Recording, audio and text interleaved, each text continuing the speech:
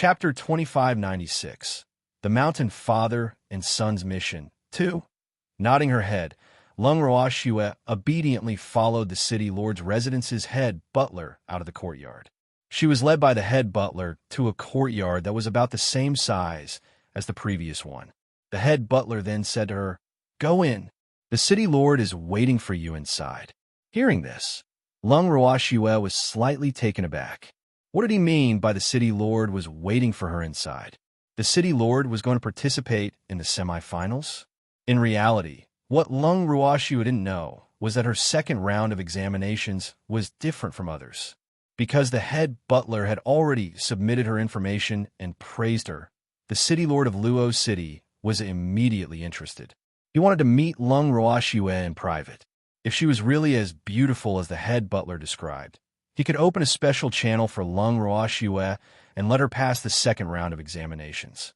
However, Lung Roashue was naturally not aware of this process. This was different from what the captain of the guards had told her. Hence, she did not expect to be able to meet the city lord of Luo City so soon. However, this was a good thing for her. Lung Roashue was only stunned for a moment before she regained her senses. She nodded at the head butler and stepped into the unremarkable courtyard. This courtyard was not an ordinary courtyard. It was the real main courtyard of the city lord of Luo City. As the city lord, it was inconceivable for him to live in such an unremarkable courtyard. However, Lung Roashue had already received reports from Treasure and the other little beasts, so she was rather calm about the fact that the city lord of Luo City was living here. Once they entered the courtyard, an attendant immediately led Lung Roashue to a room. The attendant opened the door and let her in. However, the room was pitch black, and she couldn't even see her fingers. Seeing this scene, Lung Roashue didn't know how to express the feelings in her heart. At the very least, she was thinking, what the hell is this? Mysterious? Suddenly, a beam of light shone on Lung Roashue's body. She subconsciously dodged, but the beam of light continued to chase after her. The beam of light slowly moved down from her face to her body, and it also provoked Lung Roashue's anger. Yes, Lung Roashue was furious. He was furious. It was obvious that she was feeling emotional. A voice came from the dark corner. "You're indeed a rare beauty. I'm very satisfied with you, so you can stay. But I'm not satisfied with you. What should I do?" Lung Roashue resisted the urge to beat him up and replied indifferently. "Hee, you're still a little chilly, but I like it." The owner of the voice chuckled as he continued. "I don't like that." Lung Roashue was almost speechless. What was this fellow trying to do? Or was this Luo City's city lord a little shameful? "I hate people who pretend to be mysterious the most," she continued. "You just happen to be right. Beauty, calm down. I just wanted to create a sense of mystery. If I made you unhappy because of this, I'm very sorry." The owner of the voice coaxed patiently. "I don't think there's anything mysterious about you. Could it be that you're so ugly that you can't be seen? Or are you afraid of scaring me because you're too old?" Lung Roashue said on purpose. "Hee, beauty, don't worry. I'm neither ugly nor old. You'll definitely be satisfied with me." When the owner of the voice heard Lung Roashue's words, he laughed happily. However, after Lung Roashue heard his words, she could not help but frown. From this guy's voice, she could not tell how old he was. It could be said that his voice was very young. However, to be able to become a city lord, how could this man be young? Thanks, however, this fellow was hiding in a dark corner and refused to come out. For a moment, Lung Roashue, who had been hiding her strength and did not want to reveal it too early, could not do anything to him. How could she provoke this man to come out? She had at least confirmed who this guy was, right? After some thought, Lung Roashue said, "Since you're neither old nor ugly, then come out and let me have a look. As the saying goes, seeing is believing. If I don't see it with my own eyes, how can I know if you're telling the truth or not?" Hearing Lung Roashue's distrustful tone, the city lord of Luo City sighed helplessly before saying, "All right then." As soon as he finished speaking, the room lit up. A handsome man walked towards Lung Roashue. Finally seeing the man's true face, Lung Ruoshua blinked her eyes but did not say anything. The man could not help but tease. Now that you've seen my true face, how is it? Are you satisfied? When Lung Ruoshua heard this, she sized the man up seriously. The man in front of her was indeed good-looking, but he was far from being a demon. The gap between them was even greater, especially since this man was holding a folding fan in his hand and looked extremely handsome. Lung Ruoshua immediately gave him 0. Otherwise, he would be considered as someone at the extreme level. However, a fan had destroyed him, because the man holding the fan was one of the men she hated the most in her life. This kind of man, no matter how handsome he was not her type. Seeing Lung Ruoxu's conflicted expression, as though she was not satisfied with him, the city lord of Luo City felt depressed. He could not help but say, "Beauty, you can't find another young talent like me on the Haotian continent. So, you have to know how to seize the opportunity, understand? The competition among the daughters of the aristocratic families is so intense that it's beyond your imagination. However, I still have high hopes for you, and my heart is on your side." She didn't care. He really didn't care. Even though Lung Ruoshua really wanted to shout back, but in order to quietly observe the changes, she held it in. After taking a few deep breaths and adjusting her agitated emotions, Lung Ruoshua pretended to hesitate and asked, "You really think highly of me? Of course, out of all these women, you are the one that moved my heart the most." Luo City's city lord spoke the truth. His eyes were filled with deep affection as he looked at Lung Ruoshua with a fiery gaze. However, Lung Ruoshua was not too interested in his gaze. On the contrary, Lung Ruoshua even looked at the other party valiantly and said, "But I don't even know who you are. How do you expect me to believe you?" Faced with Lung Ruoxu's doubts, the city lord of Luo City turned pale with fright. "You don't know who I am? How is that possible? You must know that almost everyone in the Haotian continent knows me. Can I say that I'm one of the few people who are not like you? I really don't know who you are. I only know that you are the city lord of Luo City. But this is obviously not enough for a person who wants to entrust his life to you. So, if you are sincere, you should first tell me about your 8 generations of ancestors. My grandfather said that I can't marry someone whose 8 generations of ancestors are unclear." Lung Ruoshua said with a worried look. "Are they that strict?" The city lord of Luo City obviously couldn't believe it. It's related to a woman's lifelong event. So how can it not be strict and cautious?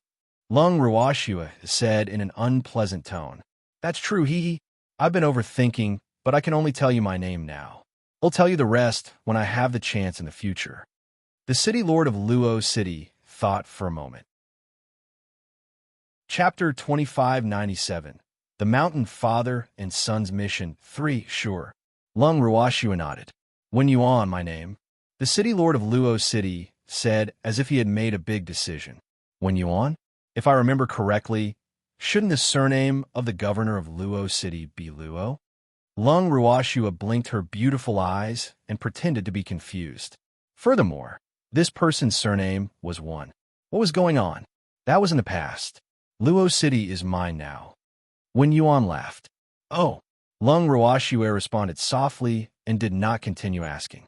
In an instant, the atmosphere turned heavy. Wen Yuan did not interrupt Lung Ruoxu's thoughts because he had already started to imagine that after Lung Ruoxu heard his name, she should be thinking about how to explain to her strict family. After an unknown period of time, Lung Ruoxu's voice rang out once again. She asked very directly, "Then this Luo City? Was it you who took it?" It can't be considered snatching. It can only be said that the winner is king and the loser is bandit. Wen Yuan did not get angry at Lung Ruoxu's disrespect. Instead, he explained with a gentle smile. "You're right. This world is where the strong are respected." Lung Ruoxu pretended to agree. "Not bad. Luo City will be ours from now on." When Wen Yuan saw that Lung Ruoxu finally had the same thoughts as him, he couldn't help but say happily, "What if I say that I want to control the entire Haotian continent?" Lung Ruoxu suddenly asked after hearing Wen Yuan's words.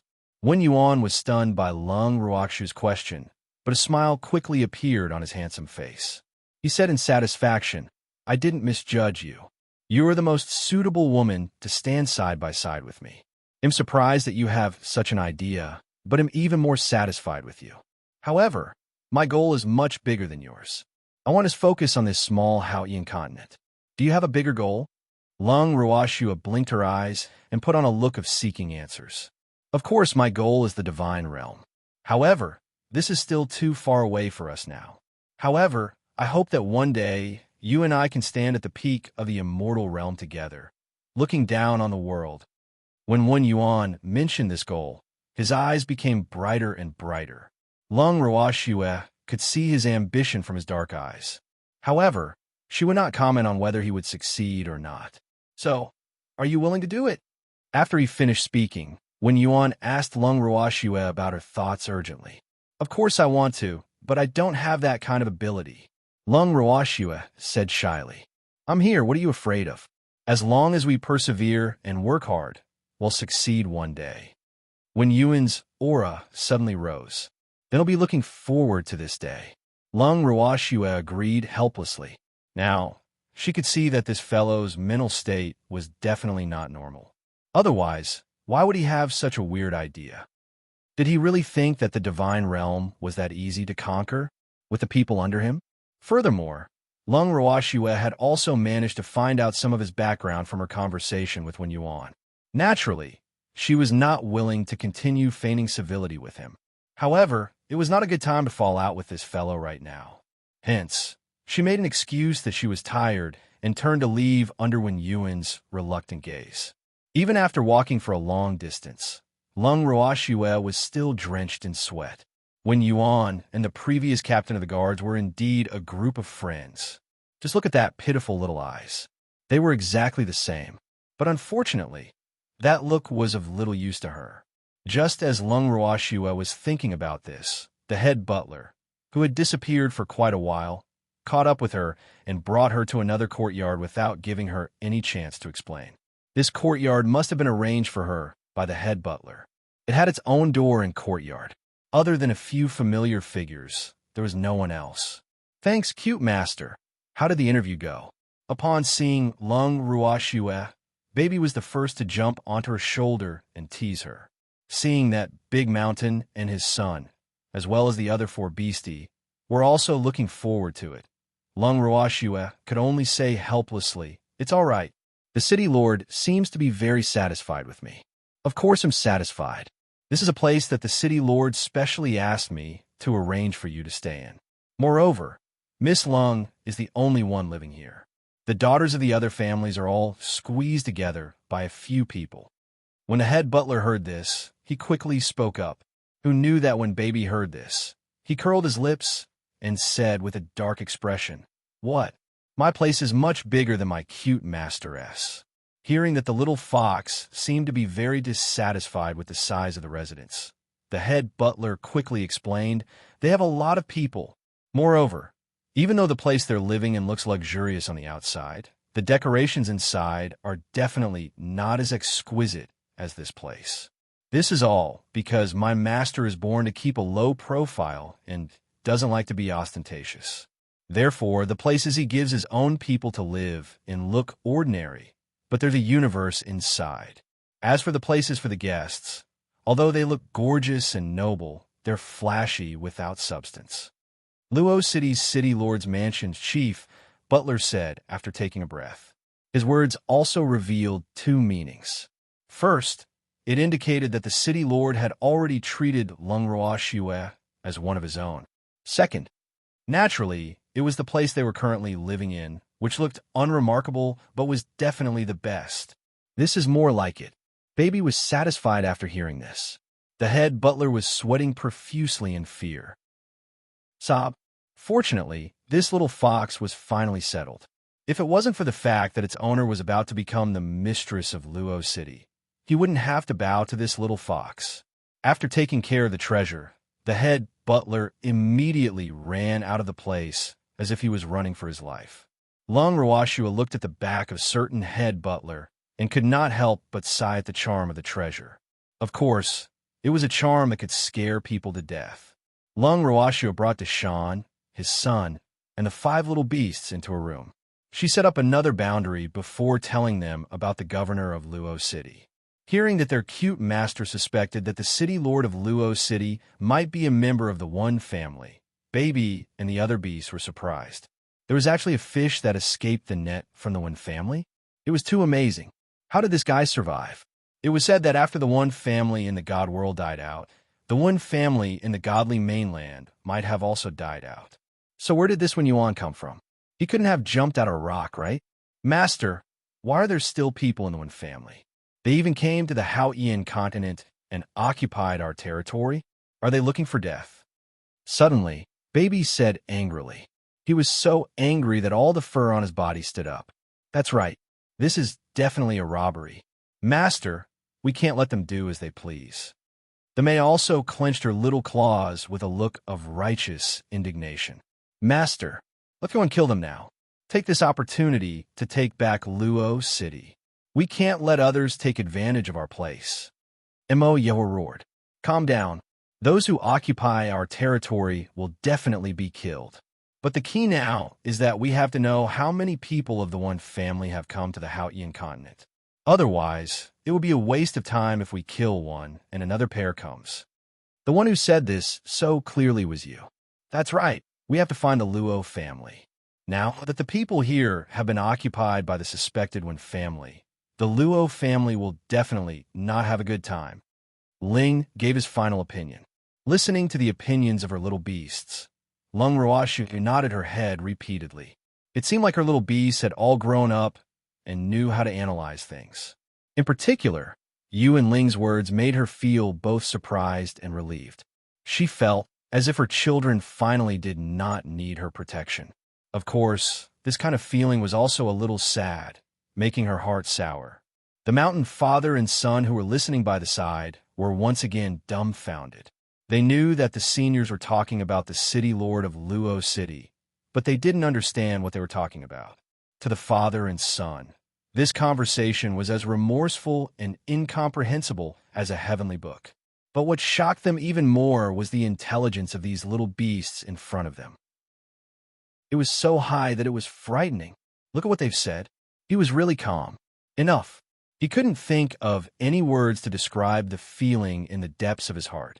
Compared to these delicate and lovely little beasts, he felt that he was so good that he could jump into the river. It was really a blow to him. The pitiful big mountain and his son looked at each other and pretended to be invisible. At that moment, Baby moved in front of the worried-looking father and son and said with a smile, Big Mountain, I have a mission for you. Can you do it? What mission? The mountain asked in a daze. From today onwards, when you're free, take Xiao Shan around the city and help us find out more about the Luo family. Remember, you must find out in private and not let everyone know, understand? If we dare to expose our identity and alert the enemy, just wait for my punishment. Baby laughed evilly. Actually, if it could, it really wanted to go out by itself, but it was afraid that bad people would take advantage of its master, so it could only stay at its post to protect its master. After all, in its heart, its master was much more important than the Luo family. As for the mountain father and son, his own strength was low, so what if he went out to find out some information? It would not be noticed by others. There was also Xiao Shan. Although the baby was young, it had been trained by the baby these days and had become much smarter. It was no longer as timid as before, so it was still very optimistic about the father and son pair. This time, it would be a chance for them to show off. When a mountain father and son heard this, they nodded repeatedly and said cautiously, I promise to complete the mission. Chapter 2598, Smashing with Money. 1. Baby nodded in satisfaction, then said to the mountain father and son, Then you guys can go out for a walk now? Ugh. The mountain did not expect the little purple fox to be so impatient. However, it was not even noon yet. It was indeed a waste of time to just stay here. Furthermore, Lung Ruoxue had brought the father and son out of Fu City, so he really wanted to repay Lung Ruoxue for saving his life. It wasn't difficult for him to gather some information. With that, the mountain and his son left the city lord's mansion under the watchful eyes of the little beasts. After they left, Lung Roashu glanced at the treasure and asked with a faint smile, "Baby, are you really at ease to let the mountain and his son go out and scout for information? Is this little fellow sure he's not trying to prank me? Don't worry. What was there to be worried about? Although the father and son were a little slow, they couldn't possibly be unable to do such a small thing. Don't you agree, adorable master?" Baby said with a smile, feeling a little proud that his people had done their best. "That makes sense, but you'd better send someone to protect them. Luo City is very chaotic now. If the father and son attract other people's attention, it will alert the enemy." Lung Roashu asked worriedly. "That's fine, then who'll go?" Baby looked back at his four friends and asked, "You." The four little beasts pointed their claws at the treasure in unison. Seeing this, Lung Roashu couldn't help but laugh out loud. Why was her beastie so adorable? However, the baby was about to cry. It was being betrayed. Sob, "I've been betrayed by my friends." The baby was heartbroken. It looked at its master with tears in its silver eyes. Then, it turned to look angrily at its companions who seemed to be gloating at Lung Roashu's misfortune. In the end, it pounced on Lung Roashu's legs and started crying. Lung Roashu was sweating profusely. His four companions were dumbfounded. Was it that serious? However, based on their understanding of treasures, this guy was 90% pretending. After all, it was impossible for a guy who had always been in a strong mental state to become a little white flower overnight. This bad guy was definitely acting pitiful in front of them. I can't be fooled. The four little beasts had made up their minds not to be fooled, so none of them went forward to coax their baby. Lung Roashu, on the other hand, was in a difficult position. This baby kept crying and crying, so logically speaking, she should be coaxing him properly, but her thoughts were similar to the other little fellows. Baby saw that it was crying, but no one paid attention to it, let alone coaxed it. This result made it sad and angry, so it naturally cried even louder and more miserably. The four little beasts and Lung Roashu, who initially did not take their baby's cries seriously, started panicking when they heard that something was wrong with the baby's cries. They hurriedly coaxed their baby, but who knew that the baby cried more and more sadly, and even choked and accused, "You scoundrels, you've all betrayed me. And my cute master, you don't dote on me anymore. Sob, I'm so sad. What's the point of me living? I might as well jump into the river. Don't you stop me." Crying, making a scene, and jumping into the river. As Lung Roashu listened to her precious words, more and more black lines appeared on her forehead. Where did her precious learn this trick from?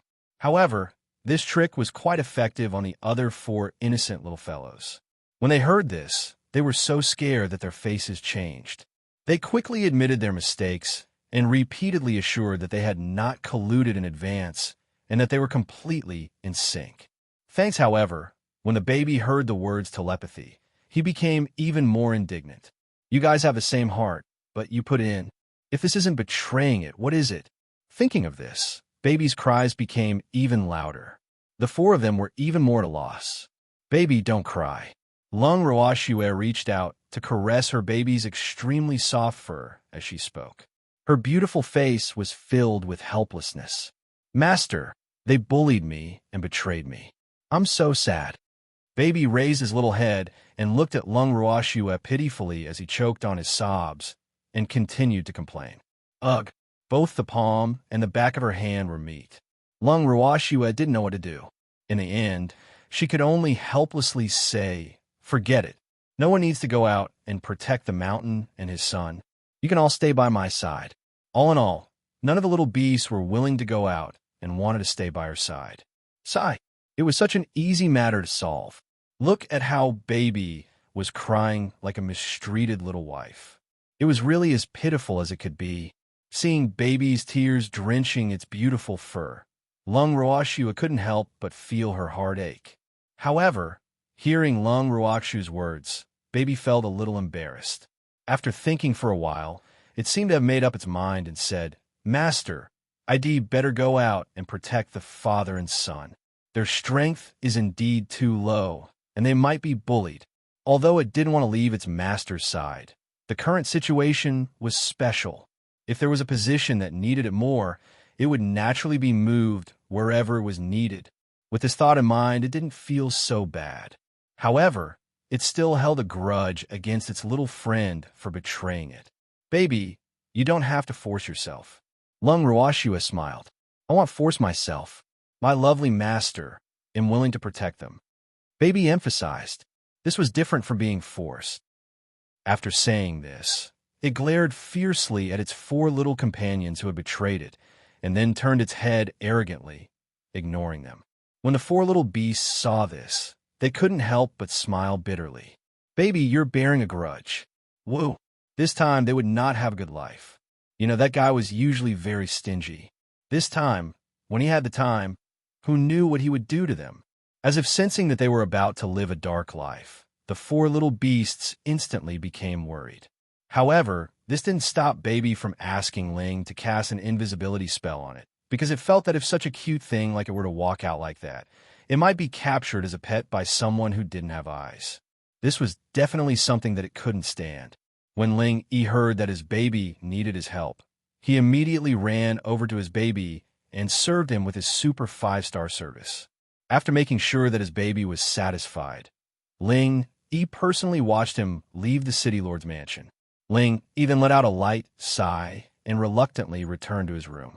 Who knew that the moment he returned to his room, Ling would immediately be surrounded and beaten by his other 3 companions.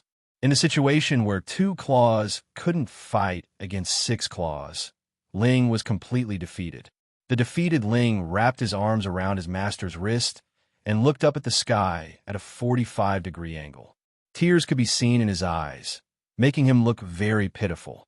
Lung Ruashue caressed Ling's damaged scales with a hint of sympathy, silently expressing her support for him. However, as the master, she could not easily intervene in the conflicts between the beasts. Moreover, it seemed that it was more beneficial for the beasts to develop feelings for each other if they often fought. Chapter 2599, Smashing with Money 2. Basically, Lung Ruashue was the type of master who would let her beasts go. She would not interfere too much with their thoughts and would allow them to develop according to their own wishes. Otherwise, her beasts would not have such a distinct personality. At this moment, the other 3 little beasts also gathered around Lung Ruashue. The message they were sending was, Master, please protect me. An evil force was bullying them. After laughing, Lung Ruashue caressed this one and touched that one, without missing a beat. These little fellows were her most precious treasures, and at the same time, they brought her endless joy. At the same time, Baby, who was quietly following Big Mountain and his son on the street, was releasing cold air with all his might. Because of its invisibility, everyone around it would feel a chill wherever it went, but they didn't know why the surrounding air would suddenly become cold and then warm again. Such a contrast made those who saw treasure on the road, but couldn't see it, quite inexplicable. Fortunately, Baby quickly followed Big Mountain and his son into the only tea house in Luo City. He sat down in the empty seat next to Big Mountain and waited for him to order. At the same time, it also stopped its behavior of poisoning the surrounding passersby. One had to drink tea in a tea house, and there weren't many dishes in the tea house. They could only order some food and chat while drinking tea. In fact, Big Mountain and his son could not help but walk in because they saw the most people here. However, when they entered the tea house and saw the menu, they completely broke down. You bastard! Did he still want to live? A pot of tea cost 100 purple coins. That was too expensive. If he had that 100 purple coins, he would have saved it for his son to use for the spirit energy conversion. He would never have come here just to drink a pot of water. As he looked down, the mountain suddenly realized that the pot of tea that was priced at 100 purple coins was not the most expensive one. It was the cheapest and most expensive one here, priced at 10,000 purple coins. The mountain's heart trembled when he saw the price. He regretted coming here. This was clearly a rip-off shop that ripped people off without even blinking. Looking at the table full of teapots and countless delicate desserts on the other arm, he was inexplicably sad and angry. If the things on the next table were to be exchanged for money, it would be enough for him to spend for decades. This was really infuriating. However, even though he was sad and angry, what he couldn't understand was that the things here were so expensive. So why were there so many people coming here to be slaughtered? Weren't they just asking for it? He admitted that he would never do such a thing. Looking at Xiao Shan in embarrassment, the mountain said softly, "Son, the things here are too expensive. Why don't we go somewhere else?" Xiao Shan nodded obediently when he heard his father's words. However, the waiter waiting at the side was a little dissatisfied when he saw this. The waiter could tell that the father and son were poor, so he said in a disdainful tone, "I knew you guys couldn't afford the food here. You look so poor." When Baby heard this, he was so angry that he exploded. Damn it! Didn't he know that this father and son were under his protection? He actually dared to look down on others. One had to know that under the influence of Lung Ruox's personality, Baby had also become extremely hateful towards snobs who looked down on others. Now that this person had bumped into his hands, in addition to the fact that he had suffered a little injustice in the city lord's residence, Baby instantly exploded like a lit explosive. Thanks, of course, it wasn't that it had revealed itself in a fit of anger. After all, without Ling around, it wouldn't be able to dispel the invisibility spell. However, not being able to reveal itself didn't mean that it couldn't teach this snobbish waiter a lesson. Didn't he despise the father and son for their shabby clothes? All right, it would use money to smash this blind fellow to death. You bastard. He didn't even know what it meant to be luxurious in a low-key way. He really had no knowledge. Baby despised the waiter in every way and decided to open his eyes today and see if he would still dare to look down on guests who were not dressed luxuriously enough. After making this decision, it took out a card from its storage ring and stuffed it into the mountain's hand without a sound. This card was given to them by their lovely master after they arrived in Haotian continent. Naturally, they could buy anything they wanted with this card. However, it did not know how many purple coins were in this card. However, its master would never be stingy with the beasts. It should be enough for them to drink some tea and eat some snacks. It was quite confident about this. The mountain was shocked when he felt something being stuffed into his hand. However, an extremely familiar voice spoke to him telepathically. "Take it and order the best snacks and tea here. Senior Baby?" The mountain panicked and looked around, but he didn't see the little beast he was looking for. "Don't look for me. I'm invisible beside you. You won't be able to see me," Baby said with a face full of disappointment. How stupid was this guy? He was actually looking around. Wasn't this clearly telling others that he was looking for someone? Oh, the mountain could not help but feel a little fearful and reverent. He had never dreamed that the treasure would be by his side all this while. Was it trying to protect him? When he thought of this, he felt overwhelmed by the favor. He didn't expect that his baby, who always scolded him, would be so good to him at this critical moment. Woo, he was so touched. The mountain's eyes were filled with tears. He sighed in his heart. It felt good to be cared for. Fortunately, his baby did not know what he was thinking. Otherwise, he would have told him, "Big Mountain, you're thinking too much." He just couldn't stand the waiter who looked down on them. In Baby's mind, it could bully the mountain father and son however it wanted, but not outsiders. It was just that he did not know if the mountain, who was treated as one of his own, would still be happy if he knew what Treasure was thinking. However, at this moment, the mountain was undoubtedly excited. After calming himself down, the mountain put on a cool, handsome, and noble look. He raised his chin and said to the waiter, "Who did you say can't afford the food here? Who was the one who looked poor? Bring me the best tea and the best snacks. This lord will be eating here today." When the mountain said this, he was very imposing. Needless to say, he really frightened the waiter. Unfortunately, the mountain was just a paper tiger. Although he said tough words, he was very empty inside. As for the waiter, although he was a little stunned when he heard the mountain's words, he quickly reacted and continued to speak with a dark expression. "Do you have the money to pay? And you want the best things we have here? You must be daydreaming."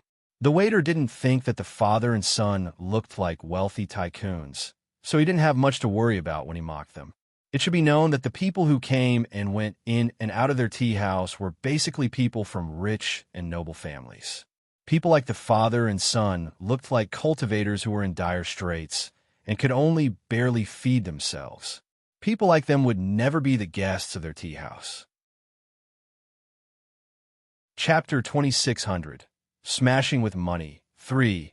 It was precisely because of this that the waiter was not very fond of the mountain father and son, who were dressed in tattered clothes. Now that he heard the mountain's words, it was as if he had heard some kind of fantasy story. He even had a mocking smile on his face. "They'll swipe my card. Can you farm here?" The waiter's words did not anger the mountain. Instead, it made him smile sarcastically. Although he had said it, the mountain was still not very confident.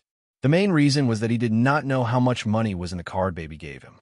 If there was not enough money, wouldn't it be even more embarrassing? However, the mountain knew that if he did not follow Baby's instructions, the little fox would not let him off easily. Hence, he steeled his heart and decided to go all out. Little beast, who could casually give away divine fruits, shouldn't be short of money. "I can, but do you have a card?" When the waiter heard this, his eyes widened in disbelief, and he laughed.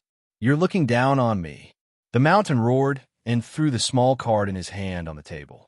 This card. The waiter was dumbfounded. As a waiter in such a popular tea house, he had naturally seen several types of cards, and this kind of nameless silver card seemed to have at least 10 million yuan in it. Otherwise, it would not be possible. But was that possible? The waiter rubbed his eyes hard in disbelief, afraid that he had presbyopia. However, after rubbing his eyes, he saw that the delicate card was still lying on the table. "Oh my God, this is real." It was actually true. Wasn't this a little too magical? The waiter was so shocked that his jaw almost fell off. He had lived for so many years, but he had never thought that he would see with his own eyes a loser father and son suddenly become rich. This was heaven-defying. The waiter was very indignant. Why wasn't he the one who had become so rich? Sobs. Why did she have to do such a thing in front of him? The waiter at the side was sad about the spring and autumn, and his mind was full of wild thoughts. Xiao Shan, who was sitting next to him, looked at his father worriedly. He had never seen the card his father had thrown on the table, but he subconsciously thought that the card could not be used as money. So, just as he was prepared to be kicked out of the tea house, the manager of the tea house personally came to their table and said with a respectful face, "What would you like to order? It'll be at your service." The shopkeeper's words were extremely polite, causing Xiao Shan's black eyes to widen. This was simply too unbelievable. Could a small silver card really be that powerful? By then, even if Xiao Shan's knowledge was lacking, he knew that the small card was a good thing. But how did his father get that card? Xiao Shan looked at his father with a heart full of questions, but he clearly did not have the time to care about him at the moment. He only saw his fingers gesturing on the menu, ordering one dish after another. It was only until Xiao Shan was dazzled and frightened that he finally stopped ordering. At this moment, Xiao Shan was already drenched in cold sweat. "Oh my God, Father asked for so many things. Don't have no money to pay when the time comes." Xiao Shan was very worried about this, and he did not think that there would be much money on the silver card that his father had taken out. If he didn't have enough money, he would lose face. He wondered if the family would take them in if they stayed here to work to pay off their debts. With this thought in mind, Xiao Shan mimicked his father's actions and looked around. Not long after, the things that Deshan had ordered were placed on the table one by one, attracting Xiao Shan's attention. Xiao Shan's mouth was wide open, and his eyes could not even see enough. The desserts on the table were really beautiful. Not only were they bright in color, but the taste was also very attractive. Xiao Shan was drooling and swallowed his saliva unconsciously, but he did not dare to reach out to eat the food on the table. Big Mountain didn't dare to eat either. The father and son both had the same expression as they stared at the food on the table. The shopkeeper was puzzled and asked, "Why aren't the two of you moving? Are you not satisfied with these desserts?" "It doesn't matter. Just tell me what kind of snacks you want to eat, and I'll get someone to make them for you." Hearing the shopkeeper's words, Big Mountain and his son smiled sheepishly. How could they be dissatisfied? He didn't dare to eat it. To the mountain, he did not dare to make the first move without the baby's order. But what about Xiao Shan? He felt that if he really ate these exquisite things, he would have to stay in the tea house for the rest of his life to pay off his debts. Even so, the other party might not want it. As he thought about it, the mountaintop grew sorrowful again. Seeing that the father and son didn't speak and only looked at him with a smile, the shopkeeper was in a difficult position. What did this mean? Can you give me a clear explanation? Just like that, the three of them looked at each other. Treasure looked at the three people in front of him who were in a daze and couldn't help but roar, "Hurry up and eat, don't waste it." "Senior baby, you're not eating?" the mountain asked in confusion. "Thanks, I'm not interested." "You too, finish your food. We have money, so don't be afraid. Even if you want to act, you have to act like a lord. Otherwise, don't blame me for beating you up." Treasure repeatedly threatened. "Well, eat now." Hearing that he was going to be beaten up, the mountain immediately pulled himself together as if he had been injected with chicken blood. Wasn't it just eating, spending money, and acting like a boss? Who didn't know how to do this? More importantly, this was a rare opportunity. He wanted to enjoy the treatment of his system today. After making the decision, the mountain told Xiaoshan, "Son, let's start eating." After saying that, he poured himself a cup of tea and ate a piece of snow-white dessert. The pastry was exquisite and small, and it was just right to put in the mouth. Not only was the pastry sweet and fragrant, but it also melted in the mouth. It was delicious. It was really a delicacy. The mountain had never eaten such delicious desserts before. He did not even bother to ask the shopkeeper for the desserts' names and gobbled them up.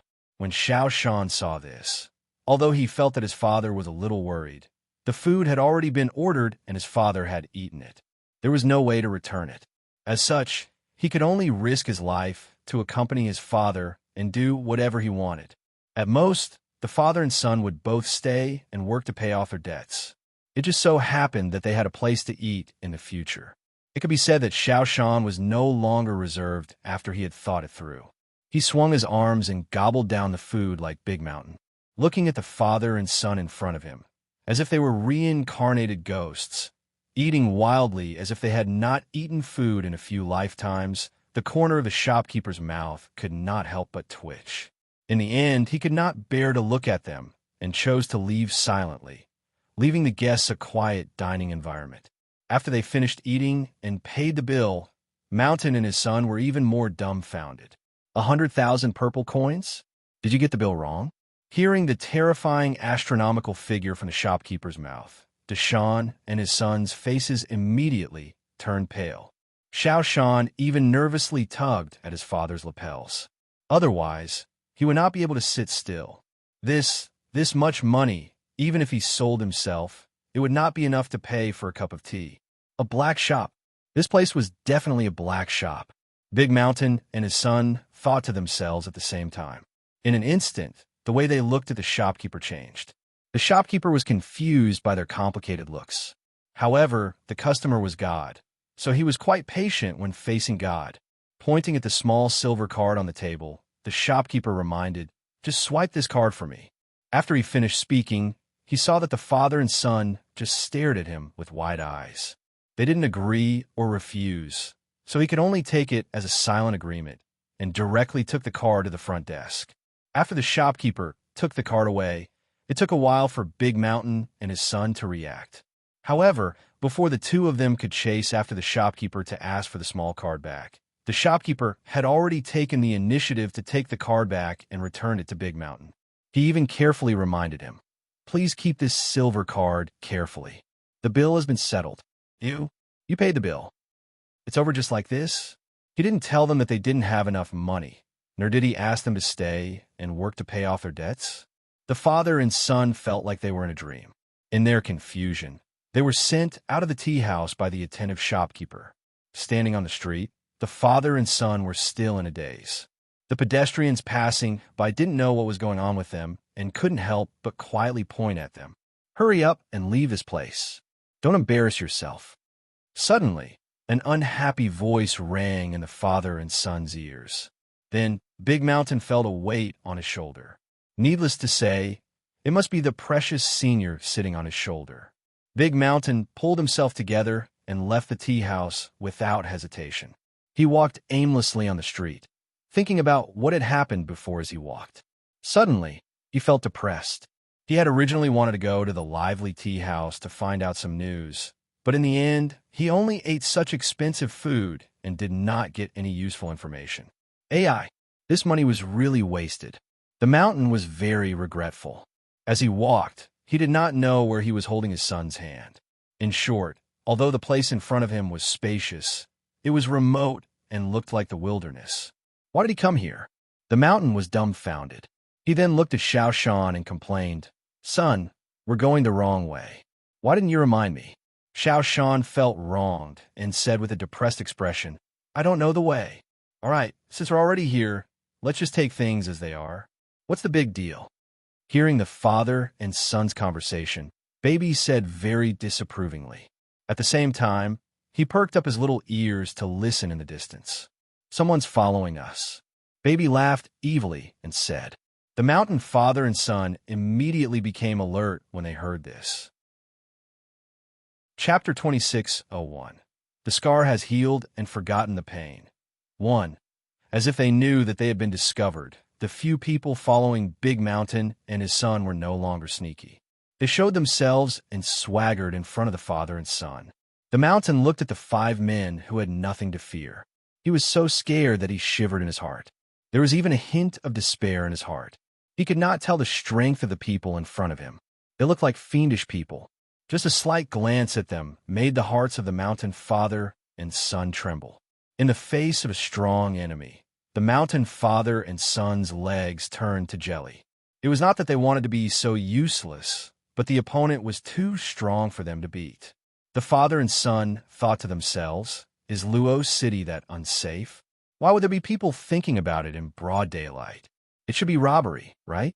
Big Mountain and his son were so depressed that they were on the verge of tears. They didn't know why they were worth being robbed. One had to know that the father and son were penniless paupers. They were the people these people wanted to rob. To be honest, they were dressed better than them. Therefore, Big Mountain and Xiao Shan couldn't think of a reason no matter how hard they racked their brains.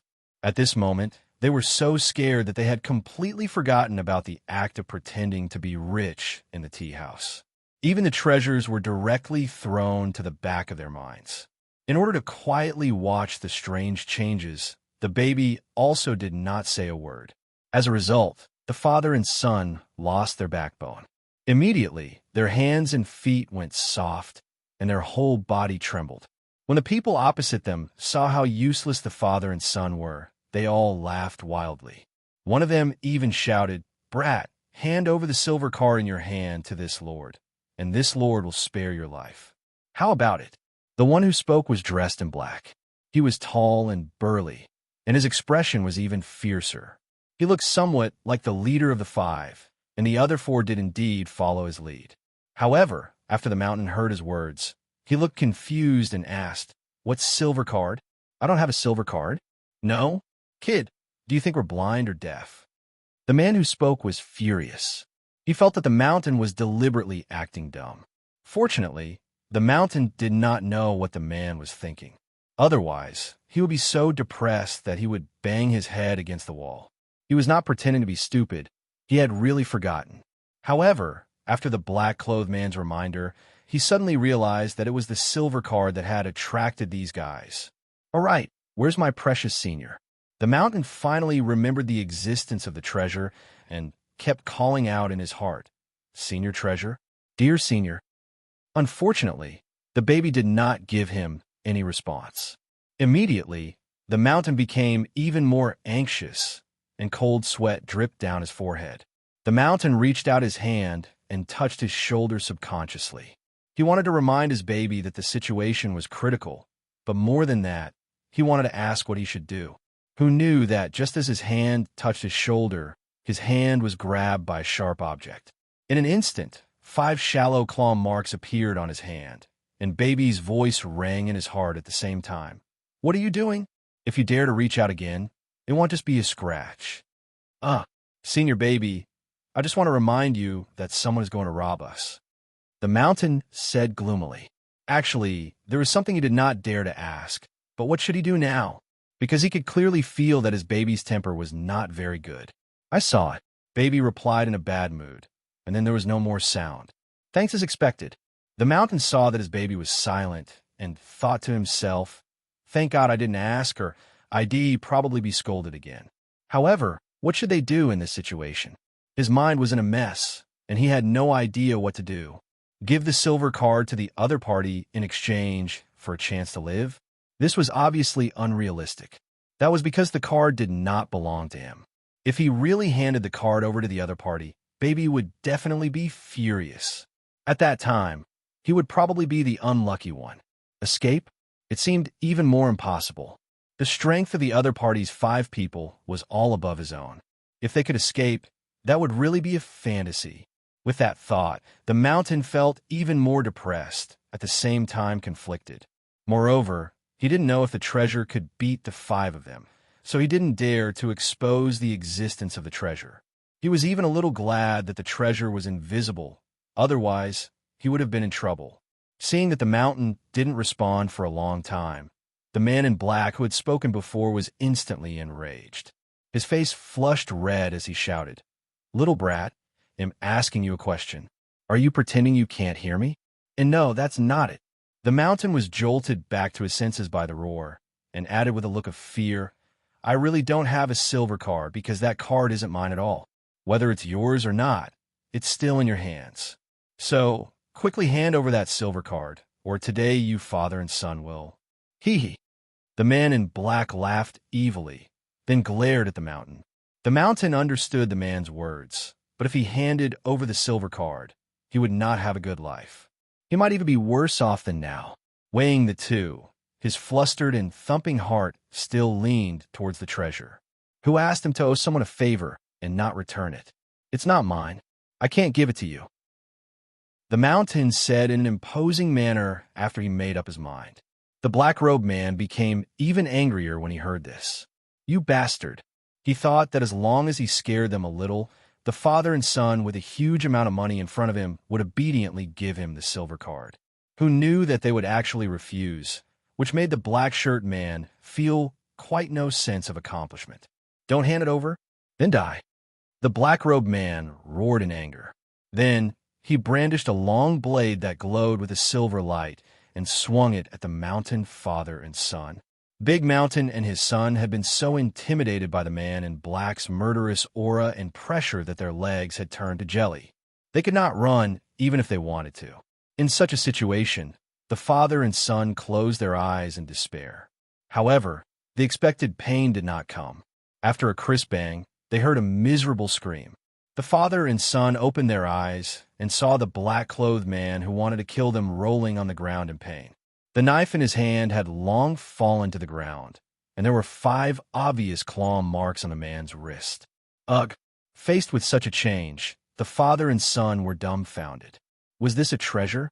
The 2 of them immediately felt relieved. At least they had managed to keep their lives.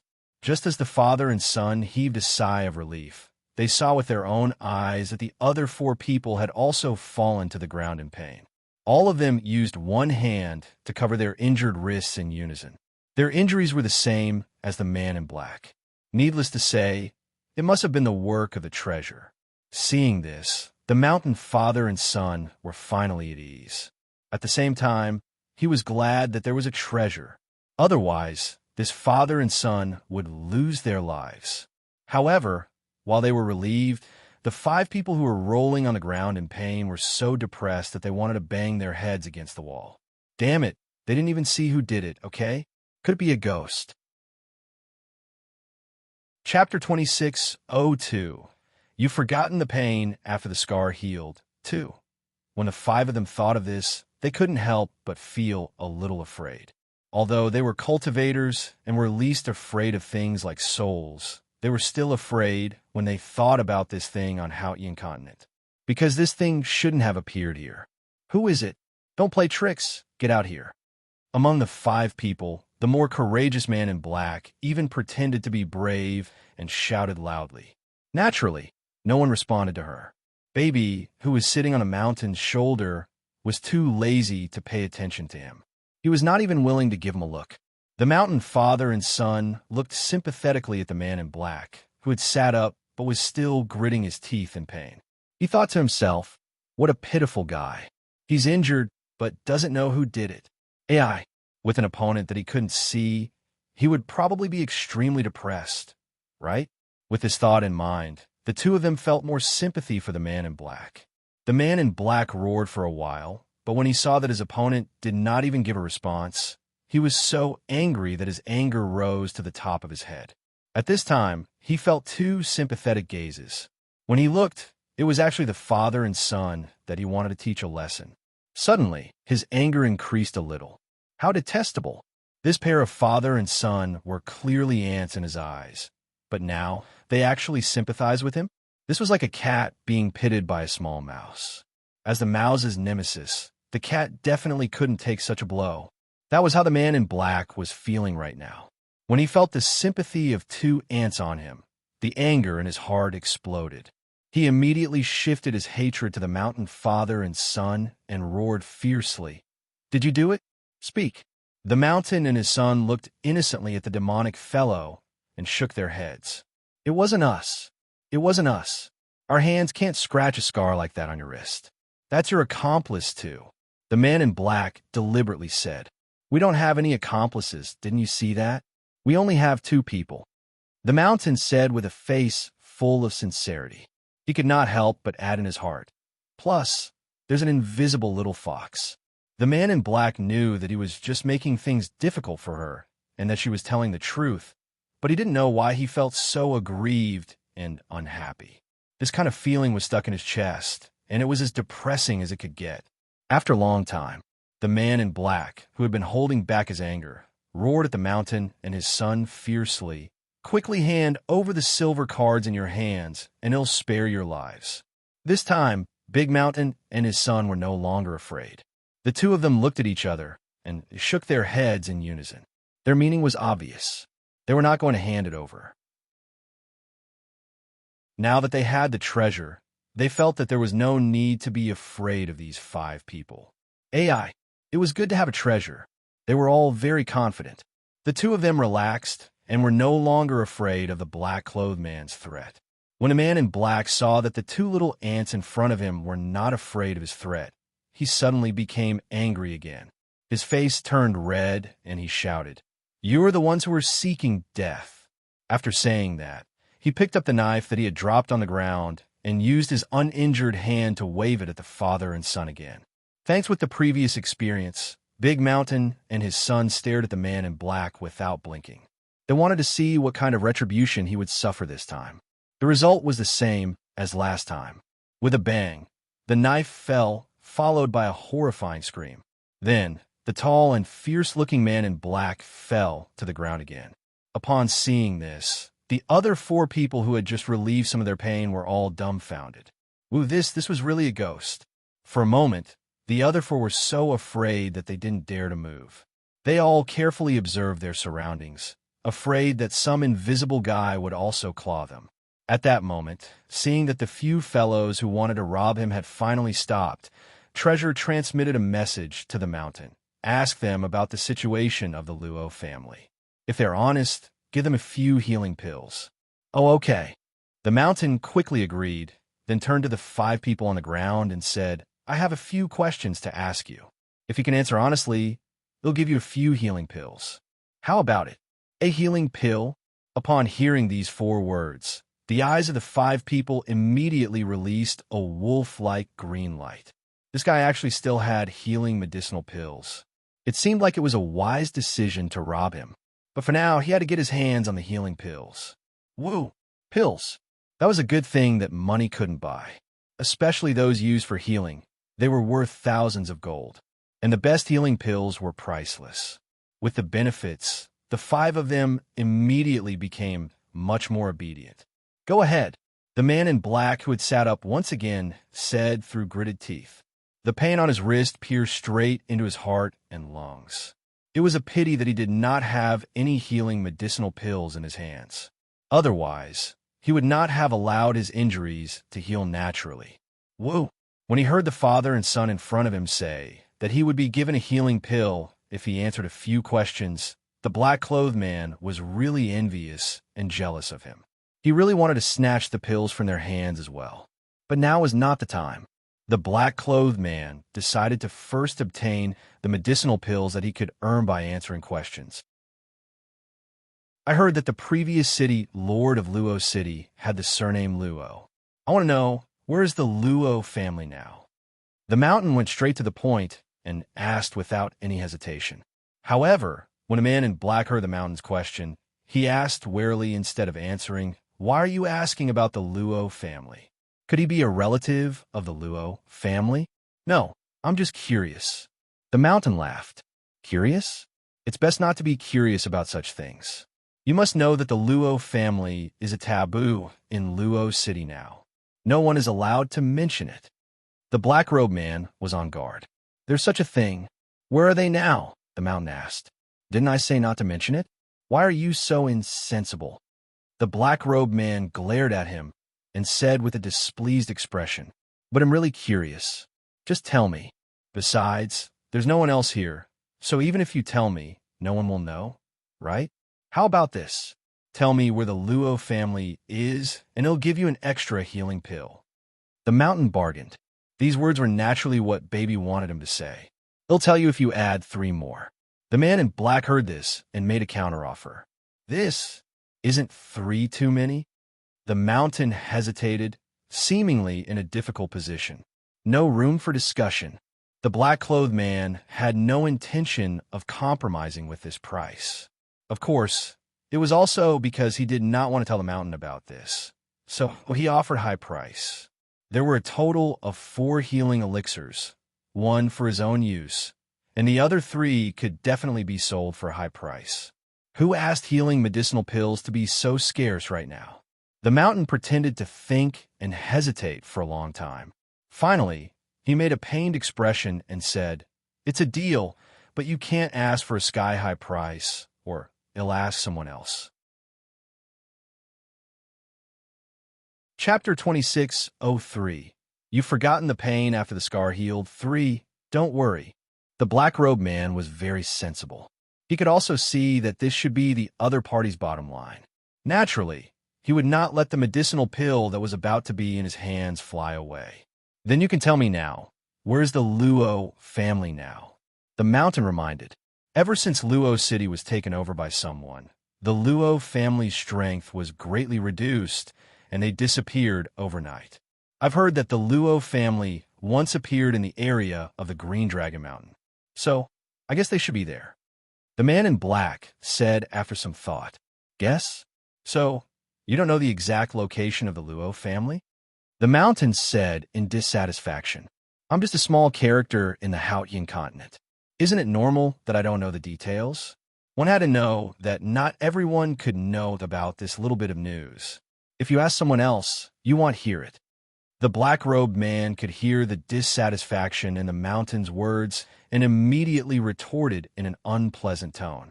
"If you're just a minor character, how did you know about this?" the mountain could not help asking.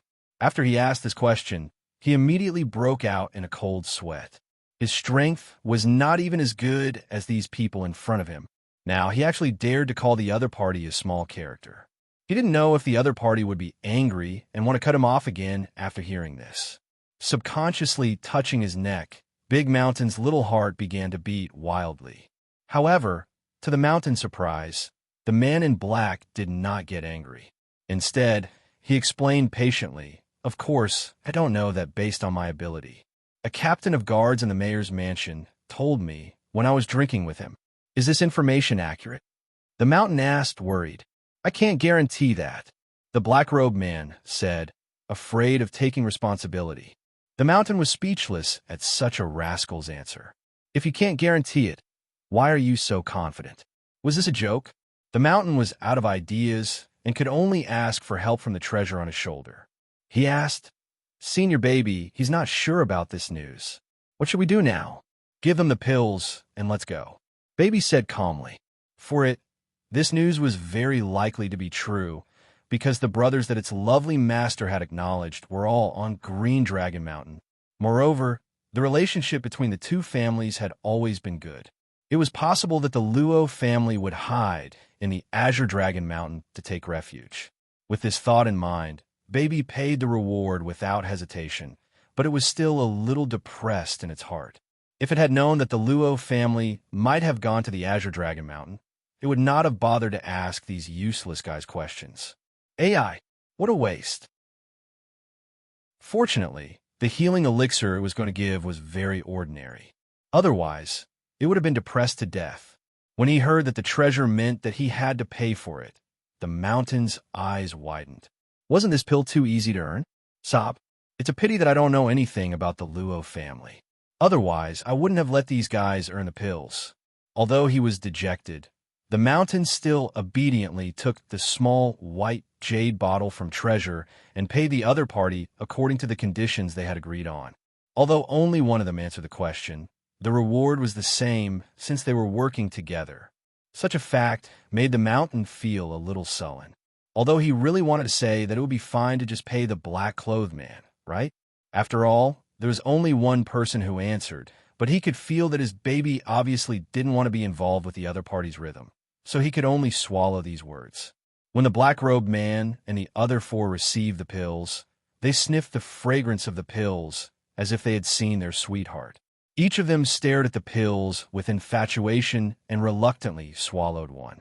Seeing that the wound on their wrist was healed in an instant, the few of them could not help but exclaim at the effect of the healing elixir. The black-clothed man, who had forgotten the pain after the scar healed, had even more ideas about the elixir. The man in black jumped up high from the ground and raised the knife in his hand. He began to threaten again. "Leave the silver card." He left the bottle of healing pills behind. "He'll let you go. Otherwise, you will bear the consequences." Ugh! When a mountain father and son heard this, their hearts were filled with mixed feelings. Why couldn't this fellow learn from his mistakes? He had already been fixed by the treasure, but he still didn't give up and wanted to continue robbing. This was really not shedding tears until seeing the coffin. The mountain suddenly felt a sense of respect for the black-robed man. This was the first time he had seen such a stubborn and unyielding bandit. All right, he was convinced. I can't not be convinced. In terms of shamelessness, he had to admit defeat. Thanks, he'll tell you the truth. The silver cards and healing pills you want are not mine. Really, I can swear. The kind mountain still wanted to fight for it one last time, but he did not know if the other party would know how to be grateful. He was definitely doing a good deed of saving a life. Hopefully, good things will come to good people. The mountain prayed silently, but it was clear that his wish could not be fulfilled with the black-clothed man. The other party did not believe him at all. Instead, he thought that the mountain was playing with him and did not want him to succeed in his robbery. It had to be said that the black-shirt man was a little self-confident. How could a normal person smile happily when faced with a robbery? "Are you robbing me? Welcome. A warm welcome. I've been waiting for you guys for a long time. Why are you only here now?" This was definitely a sign of mental disorder. Don't talk nonsense. Be quick if you're a man. The black-robed man who didn't know how to be grateful and didn't realize that the other party was doing this for his own good was clearly getting impatient. "It's not mine. I'm not qualified to be generous." The mountain felt wronged and innocent. Why didn't the man in black listen to her? He was rather worried. It was a pity that his good intentions were destined to turn into a torrential river, never to return. Fortunately, he didn't have to wait too long before he heard a scream. Then he was patted on the shoulder, and his baby's cold voice rang in his heart. "Let's return to the city lord's mansion." The mountain glanced sympathetically at the five of them who had a bad memory, then obediently turned around and left. On the way, the mountain, who was full of curiosity, could not help but ask Baby, "Senior Baby, are you going to let those five off just like that?" "What else?" Cute Master said not to fight and kill all day. It's boring. They even want us to convince them with reason, so I can only give them a small punishment. Baby said in all seriousness. Ugh, all right. She pretended he didn't ask. The mountain was a little depressed. Baby's appearance clearly showed that he was too lazy to deal with those guys. He actually said it in such a grand manner. The mountain returned to the city lord's residence in a depressed mood and reported the news to Lung Ruoxue. Baby then went to find Ling so that it could help him dispel the invisibility spell. Lung Ruoxue remained silent after hearing Big Mountain's words. The mountain father and son sat at the side obediently, not daring to move their hands and feet. Lung Rawashua looked at the mountain and did not say anything. On the other hand, Big Mountain felt uneasy under Lung Rawashu's probing gaze. Did he do something wrong or say something he shouldn't have? Can you do me a favor? Lung Rawashu said after looking at the mountain for a while. Yes, no problem. Senior, if there's anything you need, just say the word. As long as it's within my power, I promise to do my best. The mountain stood up and spoke with unusual caution. I want to go to the Green Dragon Mountain. You stay here and pretend to be me. Is there a problem? Lung Rawashu asked for Mountain's opinion in a gentle voice. It's not a big problem, but I'm a man. The mountain could not help but remind him. The two of them were of different genders, so it was rather easy to be exposed. I can turn you into a woman for the time being, and then you can just pretend to be sick. Lung Rawashu's words were shocking. Mountain was dumbfounded. Turn into a woman? How? Big Mountain looked at Lung Rawashu in fear, his little face pale. Sob, it couldn't be what he was thinking, right? Seeing Big Mountain's pale face, Lung Rawashu guessed that he must have misunderstood something. She quickly explained, it's like this. I have a way to temporarily turn you into a woman for about 3 months. When the time limit is up, it'll restore you and promise that it won't cause any harm to your body. Do you believe me? I believe in you. The mountain stammered. He just did not believe that there was such a magical thing in the world. Could it be true? Then are you willing to help me? Lung Rawashu asked softly. I'm willing. I will help Senior. The mountain mustered up his courage. It was just a temporary transformation into a woman. What's the big deal? 3 months later, he would still be a man. Then he'll thank you in advance. Lung Rawashu smiled and nodded. In reality, she had only thought of this idea because Qing-Ju had suddenly sent her a voice transmission. It was only then that she knew that Qing-Ju was no longer wasting his time and blaming himself. Naturally, she was much more at ease now that Qing-Ju had returned to normal. With Qing-Ju's help, she felt like a tiger that had grown wings. In truth, if the mountain had refused, she would have had no choice but to ask the Mother Parasol Tree for help. However, the Mother Parasol Tree's aura was too strong, and it was too difficult to make the Mother Parasol Tree pretend to be weak. As such, the old Parasol Tree was not her first choice. Now that Big Mountain had agreed, Lung Rawashua was naturally overjoyed. When Big Mountain saw Lung Rawashua thanking him, he quickly waved his hand in fear and trepidation. Senior saved my life, and it's my honor to be able to help Senior. Senior doesn't need to be so polite. No matter what, I should still thank you. Lung Rawashua laughed. Also, treasure the 5 of them. I will leave them here to protect you and Xiaoshan. You guys just have to act according to the circumstances. Chapter 2604. The Golden Hawk is Too Kind. 1. When the precious little beasts heard this, they immediately looked at their master with tears in their eyes and choked. Master, are you going to abandon us? Woo! We can't be separated from Master. Hearing the 5 little ones' pitiful words, Lung Rawashua held her forehead helplessly. She only wanted them to stay behind to protect Deshaun and his son. It wasn't like she didn't want them anymore. Was there a need to make it seem like they were going to be separated for life and death? Taking a deep breath, Lung Rawashua explained helplessly, they'll be back very soon. I asked you to stay here not only to protect Big Mountain, but also to prevent you from giving yourself away. Otherwise, if 1 or 2 of you are missing, what will Big Mountain and his son say when the other party asks? So, you have to cooperate closely. This is also the task that Master has given you. You must work hard to complete it, understand? Lung Rawashua added when she saw that the 5 little beasts remained silent. If Master doesn't take me, then who will? You couldn't help but ask softly. If there's a chance, they'll just randomly find a flying beast on the way. Lung Rawashua said, after some thought. The moment you heard this, he immediately burst into tears. Lung Rawashu's face darkened once again, while you continued to mumble, Master is too bad. Master is too bad. There are beasts trying to steal my job again. Woo! You was sad and desperate. Ever since its master had more and more beasts, its status had plummeted. There were not many places where its master could use it. It had finally returned to the Haotian continent. It thought that no one could shake its status as a flying beast. Who knew that its master would abandon it again? This fact was a huge blow to you. No beastie can take away your job. Don't worry, this is just a temporary solution. Lung Ruoxue coaxed and promised. Really? Master, you're not allowed to lie to me? You raised her head and looked at Lung Ruoxue with tears in her eyes. I'm not lying to you. I'm just going to find a temporary beastie.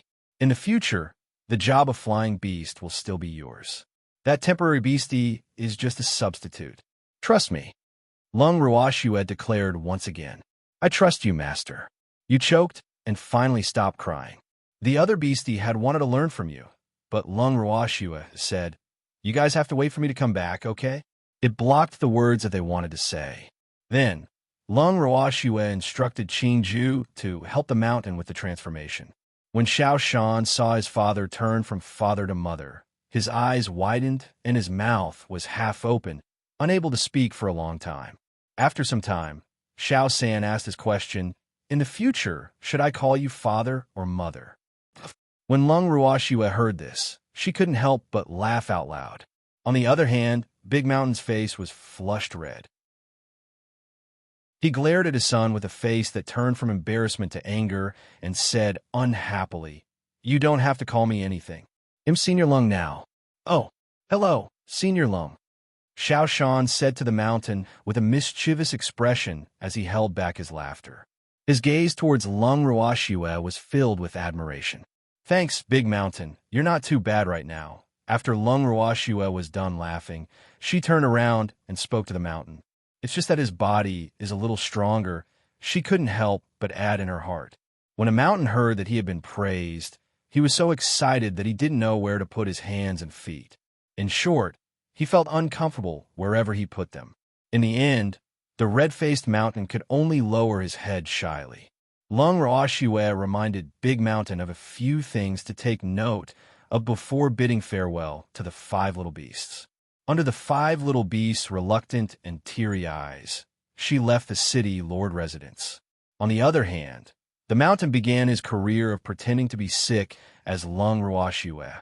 Lung Ruoxue hid in the bangle and only showed herself after Qing Ju had brought her out of Luo City. The place where she appeared was already quite a distance away from Luo City, so naturally, she would not be discovered. After Lung Ruoxue came out, she first looked at her current location. Then, she took out a map and chose the forest that was closest to her. After teleporting to the forest, Lung Ruoxue walked into the depths of the forest. According to Green Vessel, there was a giant golden eagle living in this lush and not-so-dense forest. That eagle was the king of the forest, and the golden eagle's flying speed was relatively fast. Thus, Lung Ruoxue had set the temporary flying beast as the target. The golden hawk had just finished its lunch and was sleeping in its house on a huge tree. It didn't feel any danger. Lung Ruoxue walked towards the tree that the golden eagle used to build its nest, but she was not discovered. Seeing this, she could not help but sigh. The golden eagle's vigilance was really low. Standing in the golden hawk's house, Lung Ruoxue first sized up the golden hawk, which was sleeping soundly. This eagle's entire body was golden in color, and its feathers were soft and smooth. It was as if there was a layer of golden light flowing around its body, making it look extremely beautiful. On its head, there was a circle of golden feathers that looked like a crown, making it look even more handsome and extraordinary. Lung Ruoxue was very satisfied with this beautiful eagle as her temporary flying beast. After admiring the eagle's heroic posture, she flicked out a small stone with her fingertips. The stone hit the beautiful giant eagle's wings with a dong. The golden eagle only flapped its wings slightly, then turned around and continued to sleep. Lung Ruoxue was speechless. Luckily, she wasn't here to catch a contracted beast. Otherwise, this little fellow would definitely not be able to escape. How low was his vigilance? That's why she could still sleep so soundly even with an unfamiliar aura. She was really convinced. Seeing that the golden eagle was still sleeping soundly, Lung Ruoxue had no choice but to walk closer to it and pull its wings. She found a beautiful golden feather and pulled it with all her might. The golden eagle finally woke up from the pain. Detestable! Who dares to pull my wings? You're really tired of living. The golden hawk, who was half awake, shouted. After roaring, he saw a human standing in front of him. At this moment, the giant eagle became alert. It looked at Lung Ruoxue carefully and pretended to be calm. Who are you? Why have you appeared in my house? Although the golden eagle looked calm on the surface, its heart was already beating wildly. It couldn't help but cry in its heart.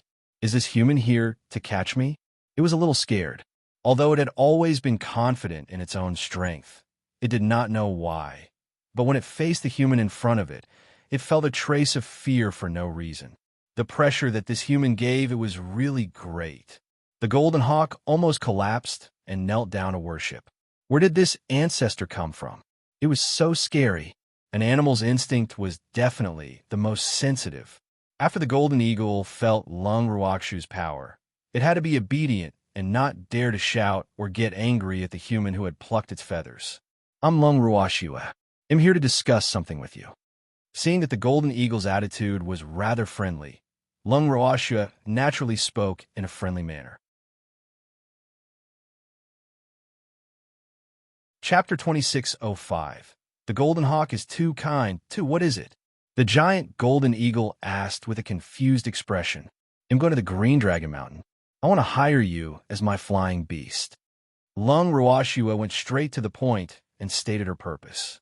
The golden hawk was a little angry and shouted, Human, you're actually letting me, who has a noble status, be your flying beast? You've really gone too far. It was very angry. He was quite angry. It felt that it had never been humiliated by a human in all its life.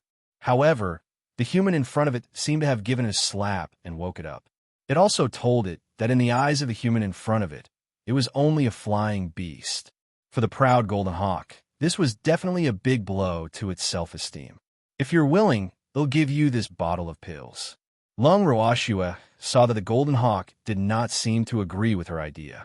She was not angry, but took out a bottle of pills and opened the bottle. The unique fragrance of the pills drifted into the golden hawk's nose with the breeze. The golden hawk couldn't help but take a few deep breaths and secretly sighed. What a strong spiritual chi. It liked it. However, just as it was thinking about this, Lung Ruoxue kept the bottle of pills. Seeing this, the golden eagle looked at Lung Ruoxue eagerly, its eyes filled with desire for the pills. It had to be said that Lung Ruoxue was well aware of the beast's habits. She knew that they would never be able to resist the charm of the pills. Hence, she had taken out the thing that could attract them the most. Now, it was hard for the silly golden hawk not to take it. Do you want it? If you agree to take me to the Azure Dragon Mountain, this bottle of pills is yours. Lung Ruoxue deliberately paused for a moment before asking. Good, I promise you. The golden hawk thought for a moment and then gave up for the damn beads. It couldn't be helped. It was the most difficult for Beastie to get medicinal pills, so it really couldn't refuse such a benefit. Then let's go, Lung Ruoxue said impatiently. It's already so late. Can't you leave tomorrow? The golden hawk didn't want to go immediately.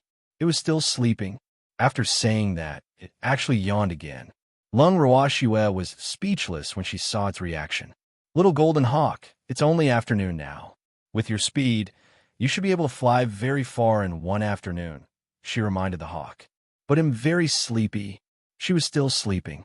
I'm not awake yet, so I can't fly fast. What if I accidentally doze off on the way and you fall off? The golden hawk said innocently. Hearing its words, Lung Ruoxue was speechless. Now, she really doubted whether it was a wise choice to find such a lazy eagle as her flying beast. She was starting to regret it. What should she do? Qingju, who knew what was on Lung Ruoxue's mind, suppressed his laughter and sent a voice transmission to Lung Ruoxue. Sister, this eagle is the highest level in this area. Eagle-type beasts are also famous for their fast speed. If we give up on it and look for other flying beasts, I'm afraid it will be a waste of time. But what if it doesn't want to set off? Lung Ruoxue asked, feeling speechless. It was the first time in her life that she had seen an eagle that would rather sleep than fly freely in the blue sky. Today was an eye-opener for her. Why don't we leave tomorrow morning? One more day won't make a difference. Ju suggested. All right then. Lung Ruoxue had no choice but to compromise. Thanks then, she turned to the yawning golden eagle and shouted, You really shouldn't be an eagle. You should be a pig. Go to sleep. Just sleep well. Well, leave tomorrow morning. With that, Lung Ruoxue left the golden eagle's home. Out of sight, out of mind. This sleeping eagle was driving her crazy. Big sister, calm down. The environment in this forest is not bad. Let's just treat it as an outing.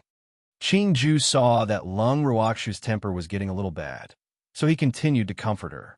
Little girl, why don't we teleport to the Azure Dragon Mountain ourselves? Why do we need to find that lazy eagle? The voice of the parasol tree's mother tree rang in Lung Ruoxue's mind at the same time. She had seen everything that had happened earlier, so she could not understand what was going on. Not only is it a waste of spiritual energy, but it's also very tiring. Lung Ruoxue said, a little embarrassed. I like this reason. The mother parasol tree smiled and requested to accompany Lung Ruoxue. With a thought, Lung Ruoxue moved the mother parasol tree out of her bracelet. The two of them started to wander around the forest.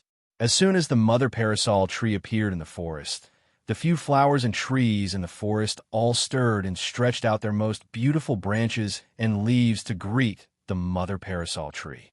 The mother parasol tree was an ancestor-level plant that had lived for a long time. When it saw these little fellows, it naturally treated them as if they were its juniors and was extremely enthusiastic. Watching the mother parasol tree touch the grass and the branches of the surrounding trees from time to time, as if it was communicating with them, speaking in a language that she did not understand, Lung Ruoxue could only sigh in her heart. As expected of the ancestor of plants, he was so kind of flowers and trees. At the very least, she couldn't communicate with a tree. More importantly, neither she nor the tree with intelligence could understand what the other was saying. I didn't master this foreign language.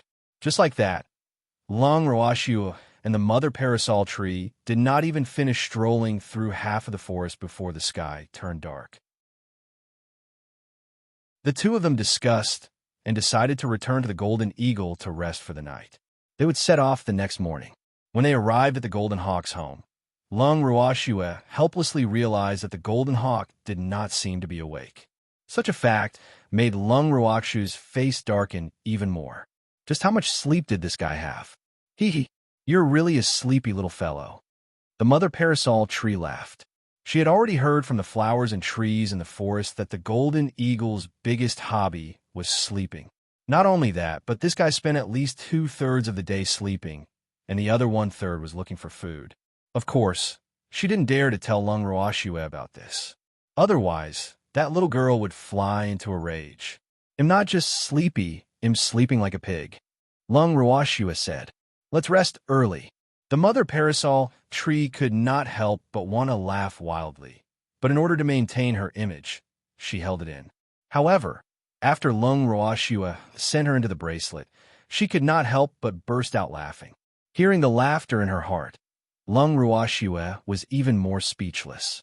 She then entered the bracelet as well. The next day, when Lung Ruoxue and the mother parasol tree came out of the bracelet, the golden eagle was still asleep. This also caused the number of black lines on Lung Ruoxue's forehead to increase. After waking up the giant golden eagle with much difficulty, the golden eagle's eyes were filled with confusion. It looked at Lung Ruoxue and asked, Human, who are you? Why are you in my house? Have you forgotten the deal we made yesterday? Lung Ruoxue couldn't help but roar like a lion. She was really about to be angered to death by this eagle. Did he have to be so forgetful? Chapter 2606. The Golden Hawk is too kind. 3. The deal? The Golden Hawk blinked its eyes and tried to think. Finally, it flapped its wings and said, Arg, I remember now. You're going to the Green Dragon Mountain, right? Right. Lung Ruoxue gritted her teeth and shouted. If the Golden Eagle didn't remember, she really didn't know what she would do to protect her. In short, her patience had reached its limit. Then let's go after breakfast, the Golden Hawk said seriously. Hearing its words, Lung Ruakshu's emotions eased up a little. Lung Ruashua nodded in agreement with the Golden Eagle. The Golden Eagle roared and flew out of the house to hunt. However, after the Golden Hawk had been hunting for an hour and had yet to return, Lung Ruashua regretted it. Damn it! She knew that she couldn't let the eagle go out. Great, it had been so long and it still hadn't returned. Not only did she and the mother parasol tree finish cooking, but they had also finished eating. Lung Ruakshu's heart was burning with anger.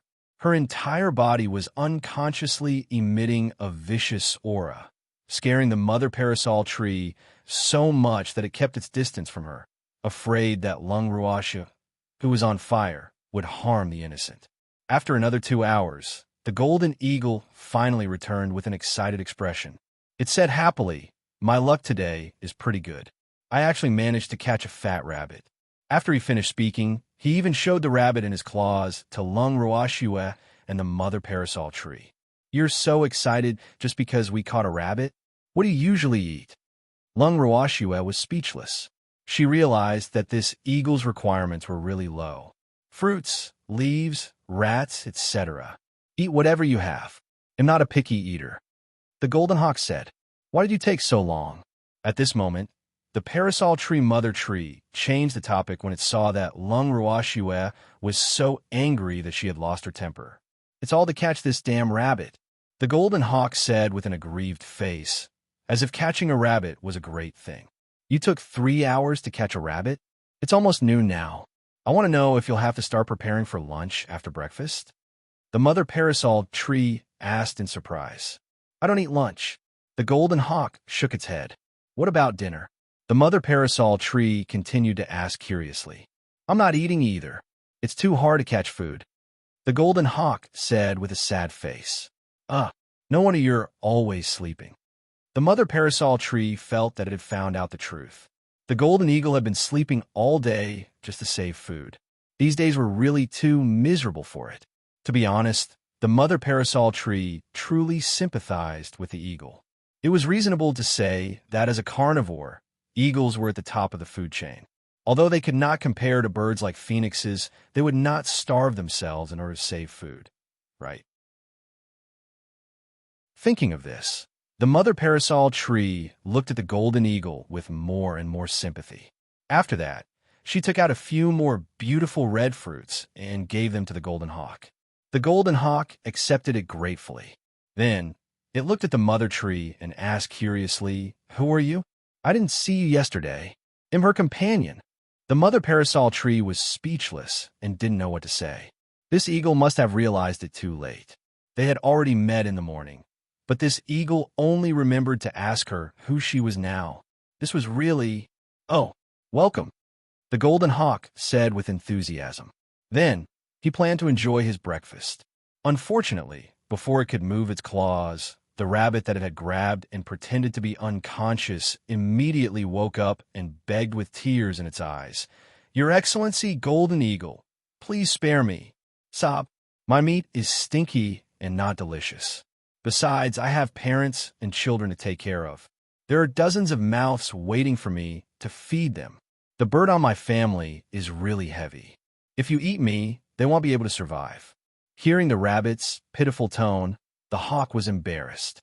It had finally caught a rabbit, and it wanted to treat the two humans to a good meal.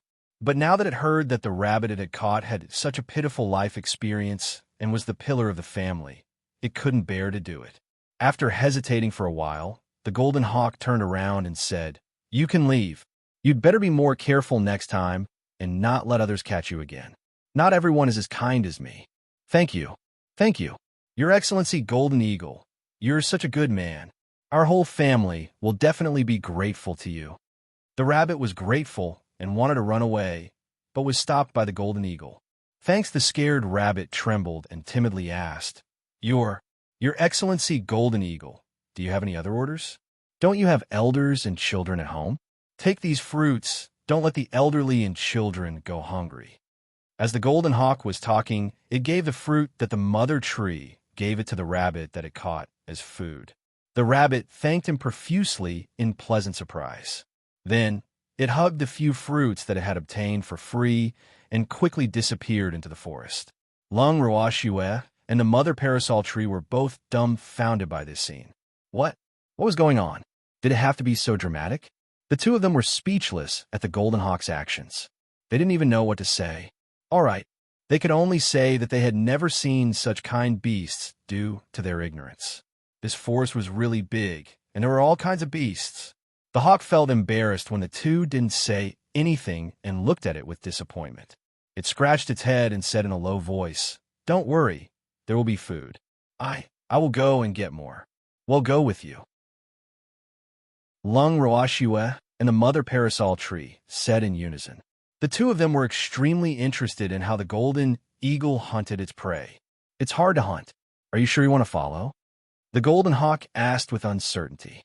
The two of them nodded in unison, both making up their minds to follow and confirm their own speculations. The golden eagle had no choice but to take the two women, who it thought were burdens, to hunt for prey. After following the golden eagle for a long time, they finally encountered a fat rabbit that had probably finished its breakfast and was out for a stroll to digest its food. With Lung Roakshu's reminder, the golden eagle pounced on the rabbit. The rabbit was so scared that it twitched all over and begged with tears streaming down its face. "Woo, Senior Golden Eagle, please spare me. I've just become an adult. I don't have enough meat on my body. It's really not enough for you guys. Just let me live for a few more years." "Yeah, you can leave now." The golden hawk sighed and said helplessly. The rabbit only begged for a few words, and the golden hawk let it go. As expected, when Lung Roashue and the mother parasol tree saw this scene, they did not know how to evaluate the kindness of the golden hawk. It was a miracle that an eagle, which could even release its food, could grow up safely and not starve to death. After knowing how the golden hawk hunted its prey, Lung Roashue was no longer angry at its sleepiness. She admitted that she was completely convinced. She really didn't know how such beastie could live in a world where the strong were respected. Sighing, Lung Roashue did not want to waste any more time. She took out some food and placed it in front of the golden eagle. "Hurry up and eat. We can leave after we're done. After eating, we should take a nap." Looking at the sky and the food, the golden hawk couldn't help but whisper, "Sleep? If you dare to take a nap, do you believe that I will pluck all the feathers off your body?" Lung Roashue threatened. "Don't. How am I supposed to fly if you pluck all my feathers?" The golden eagle said fearfully. It did not dare to mention the matter of taking a nap again, but Lung Roakshu's ferocity had already been deeply engraved in its heart. "Then you better be honest and stop sleeping. Quickly bring me to the Green Dragon Mountain and you'll be free," Lung Roashue reminded. "Oh." The golden hawk nodded and then started to eat the food in front of it. It swore that it had never eaten anything so delicious. The golden eagle didn't want to waste the rest of the food, so it put it away in its storage space. The mother parasol tree saw this and could not help but pat its head, praising, "What a diligent and thrifty little fellow." "Hee hee." The golden hawk giggled in response to the mother tree's words. Lung Roashue rolled her eyes at the golden hawk and asked, "Can we set off now?" "Yes, yes. Ladies, please get in the car. Remember to fasten your seatbelt." This was the first element of safe driving. For the happiness of you and your family, please don't ignore the use of seatbelts. The golden hawk reminded him with a smile. When Lung Roashue heard this, she pretended to be unhappy and said, "Where did you learn all this nonsense?" Even though she said that, Lung Roashue was actually very surprised by the words that came out of the golden hawk's mouth. She even wondered if the hawk had come from her previous world, but that was obviously not possible. The golden hawk laughed and touched its head embarrassedly. "I heard a passerby mention it, so I remembered it. So it was like this." Lung Roashue thought to herself, "This eagle's memory is pretty good, but it's just too out of line." Then she and a mother tree sat on the back of the golden eagle. The golden eagle shouted, "Please fasten your seatbelt. I'm leaving." He flew straight into the sky. Seeing that the golden hawk was still going on and on, Lung Roakshu's anger started to rise again. However, Before she could even start to lose her temper, she heard the mother parasol tree ask the golden hawk with a puzzled look, "Where's your seatbelt? Why can't I find it?" Chapter 26:07. Ladies, it's dark. 1. The seat belt is in the passenger's heart. Only passengers who had a safety belt in their hearts would be safe. Ladies, please remember to use your seat belts when you're on the bus. Safety first. The golden hawk murmured. Seeing that Lung Rawashue was about to fly into a rage, the mother parasol tree quickly held her down and urged the golden eagle, "Little guy, we know. Hurry up and drive." "All right, but madam, I still have a question." The golden hawk said with an embarrassed look, and it stopped in the sky without moving. "What questions do you have now?" Lung Rawashue said unhappily. She swore that the anger she had felt in her entire life was not as much as yesterday and today combined.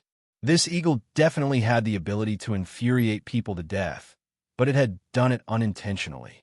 One had to know that Lung Rawashue had always been the one to anger people to death. However, the situation had reversed in the past 2 days. How could Lung Rawashue not be depressed? What was even more infuriating was that she felt that it was not worth it to be angry at an out-of-line eagle, but she was really angry. Unfortunately, the other party didn't know. AI. Sighing heavily, Lung Rawashue looked at the golden eagle with a cold gaze, causing it to shrink its neck in fear. It then shouted at the top of its lungs, "I don't know the way to the Green Dragon Mountain." In fact, not only did the golden eagle not recognize the Green Dragon Mountain, it had never left the forest since it was born. However, it could not tell anyone about this unless it was forced to, or it would be embarrassing.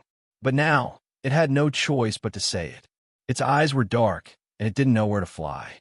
The golden hawk told the truth and looked at Lung Rawashue and the mother parasol tree shyly. Then, it quickly lowered its head and did not dare to look at the two of them. After waiting for a long time, it saw that Lung Rawashue and the mother parasol tree did not have any reaction. It thought that these two did not know the way. Therefore, he glanced at the two of them with a worried look and comforted them. "It doesn't matter if you don't know the way. We can ask around." It wasn't that they didn't know the way, they were just speechless. After hearing the golden eagle's words, Lung Rawashue's mouth twitched as she secretly complained. She then sighed and said helplessly, "Keep flying east." East. The golden hawk was stunned, and its face was full of confusion. "Damn it! Don't tell me you don't even know which way is east." Lung Rawashue roared. I know. Seeing that Lung Rawashue was angry, even if the golden eagle didn't know, it was too scared to say anything. After nodding its head, it made up its mind and flew in a random direction. Stop! That's the south." Lung Rawashue saw the golden eagle flying around in the air and quickly stopped it. "Nan? I'm sorry, my eyes are looking in the wrong direction." The golden hawk's little heart trembled. Lung Rawashue was too lazy to expose it. Seeing this, the golden eagle seemed to let out a long sigh of relief and changed its direction. Then, Lung Rawashue's icy voice was heard. "That's the north."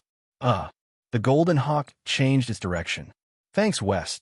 Finally, the golden eagle flew in the right direction. Because it had not tried in one direction, if it flew in the wrong direction again, it really should not have. Sitting on the back of the golden eagle, the mother parasol tree was stunned at first, but then she laughed so hard that her stomach hurt. She couldn't help but laugh. This golden eagle was so funny. She had lived for so long and had seen many plants and animals, but she had never seen such a funny guy. However, Lung Rawashue's mood was not good. Not good at all. She was almost driven mad by the golden eagle. She even felt that she had made the wrong choice. Thinking back, she should not have accepted Ching Ju's suggestion and waited for this stupid eagle for an entire night. If she had known that it would be like this, she would have immediately changed to a flying beast. But now it was hard to get off. If he were to find another beast that could fly and was fast, he would have to waste a lot of time. Fortunately, the golden hawk didn't know the way and didn't have any sense of direction. Besides, it was kind and stupid, but it could still fly fast. After flying for less than an hour, they arrived at a city. According to the usual practice, they should go down to the city to rest. However, Lung Roashue was too angry, so she did not let the golden eagle land. Although the golden eagle was hungry, it did not dare to make a sound. Whoa! The woman it was carrying was too fierce. It couldn't afford to offend her, so it could only fly with its life. After a long while, seeing that Lung Roashue was still unhappy, the mother parasol tree could not help but comfort her. All right, girl, don't be angry with that golden eagle. This little fellow is quite interesting. With it, I think our journey won't be boring. Not only will I not be bored, they'll be lucky if I don't die of anger. Lung Roashue sighed and was speechless. Ha ha, I quite like this little fellow. Give me some face and don't scare it. The parasol tree mother spoke up for the golden eagle. Although the golden eagle always did things that normal people could not understand, in general, the little guy was not bad. At least it was obedient. All right, I won't be angry, Lung Roashue said, giving him face. In reality, she was very clear that her anger was for nothing. That stupid eagle had no idea how she had angered him. If that was the case, why should she make things difficult for herself? As she thought about it, she looked up at the sun in the sky and ordered the golden eagle, "Let's find a place to land and have something to eat before we continue flying." All right. The golden eagle was relieved to hear the fierce woman's words, so it landed immediately. He didn't know what kind of good luck it had, but the place it chose to land was actually not bad. It was the periphery of a small forest. As soon as they landed, the golden hawk immediately urged, "They'll go find food." It had to perform well. Go! Lung Roashue nodded in agreement. The golden hawk immediately flew into the forest. The moment it left, the mother parasol tree nudged Lung Roashue and asked worriedly, "You agree to let it find food? Will we still be able to eat lunch? I didn't expect to eat the food it found. I was just annoyed by it and wanted to make it leave my sight for a while." Lung Roashue replied matter-of-factly, then took out all sorts of ingredients from her bangle and prepared to start cooking. After hearing Lung Roashue's words, for some reason, the mother parasol tree started to pity the golden eagle. It seemed like that little fellow was really driving the little girl crazy. Otherwise, why would a little girl who loved beasts feel annoyed at the sight of that eagle? From this, it could be seen that the golden eagle was really powerful. Chapter 26:08. Ladies, it's dark, too. However, its ability to hunt was nothing to be proud of. After waiting for a long time, Lung Roashue's food was ready, but the golden hawk still hadn't returned. After leaving enough food for the golden eagle, Lung Roashue and the mother parasol tree started eating. After they finished eating and rested for a while, they suddenly heard a sharp scream. The two of them immediately became alert. That stupid eagle! Lung Roashue raised her eyebrows and said with certainty, "Something might have happened.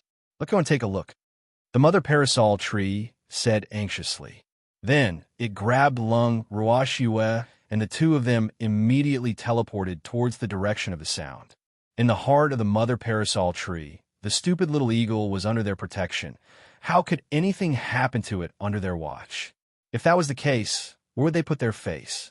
Lung Roashue had the same thoughts. Even though she didn't like the eagle, it was only because of its eccentric personality.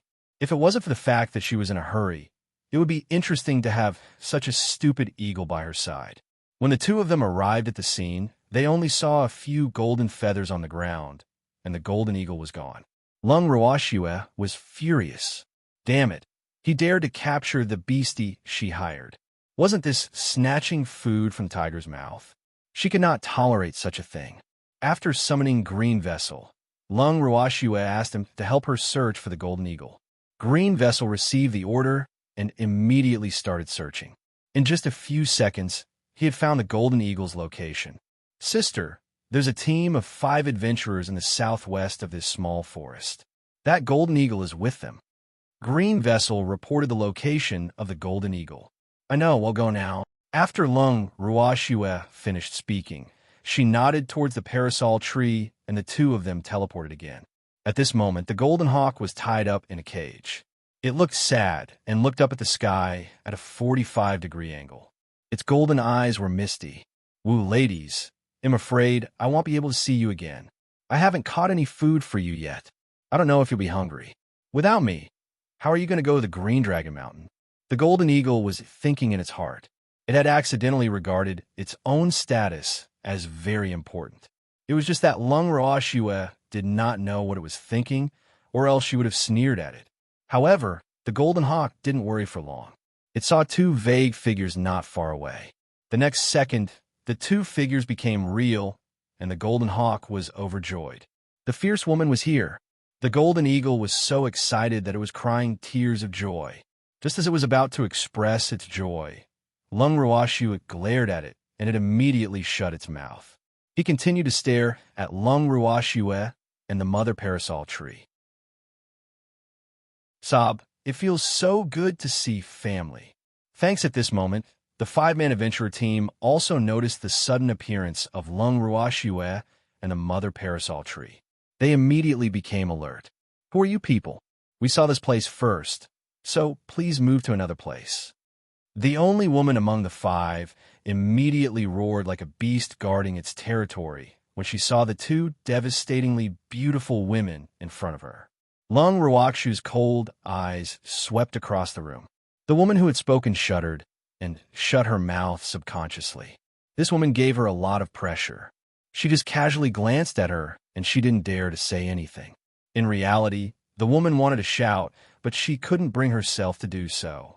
On top of that, she couldn't help but think of Lung Roashue's glance at her just now, which made her heart turn cold. Although she was a little self-righteous, she was still a cultivator and had a sense of danger. Her intuition also told her that the two women in front of her were not to be trifled with. She wasn't the only one who felt this way. The other four men also felt that the other party was not friendly, and they didn't dare to act rashly. Seniors, this place is very big, and we don't need that much. Please use this place as much as you can. One of the young men said with a respectful expression after calming down. There's no need. We didn't come here for this place. Lung Roashue's voice was cold. Then what does Senior mean by that? The young man asked again. For this. Lung Roashue pointed at the Golden Eagle.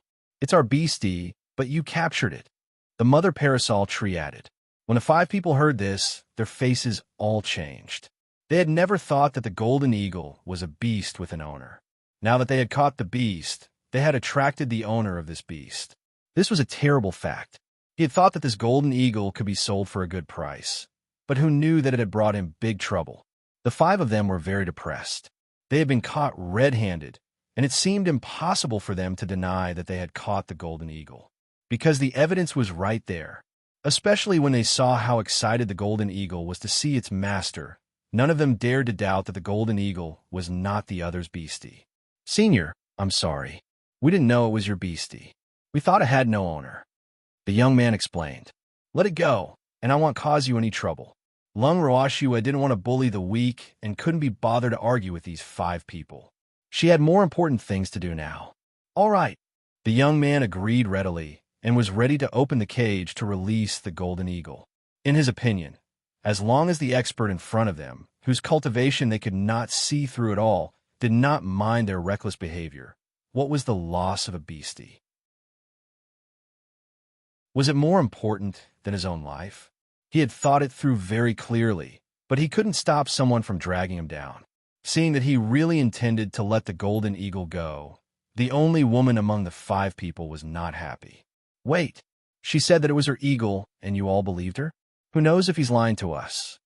The woman instantly pulled the aggro onto herself.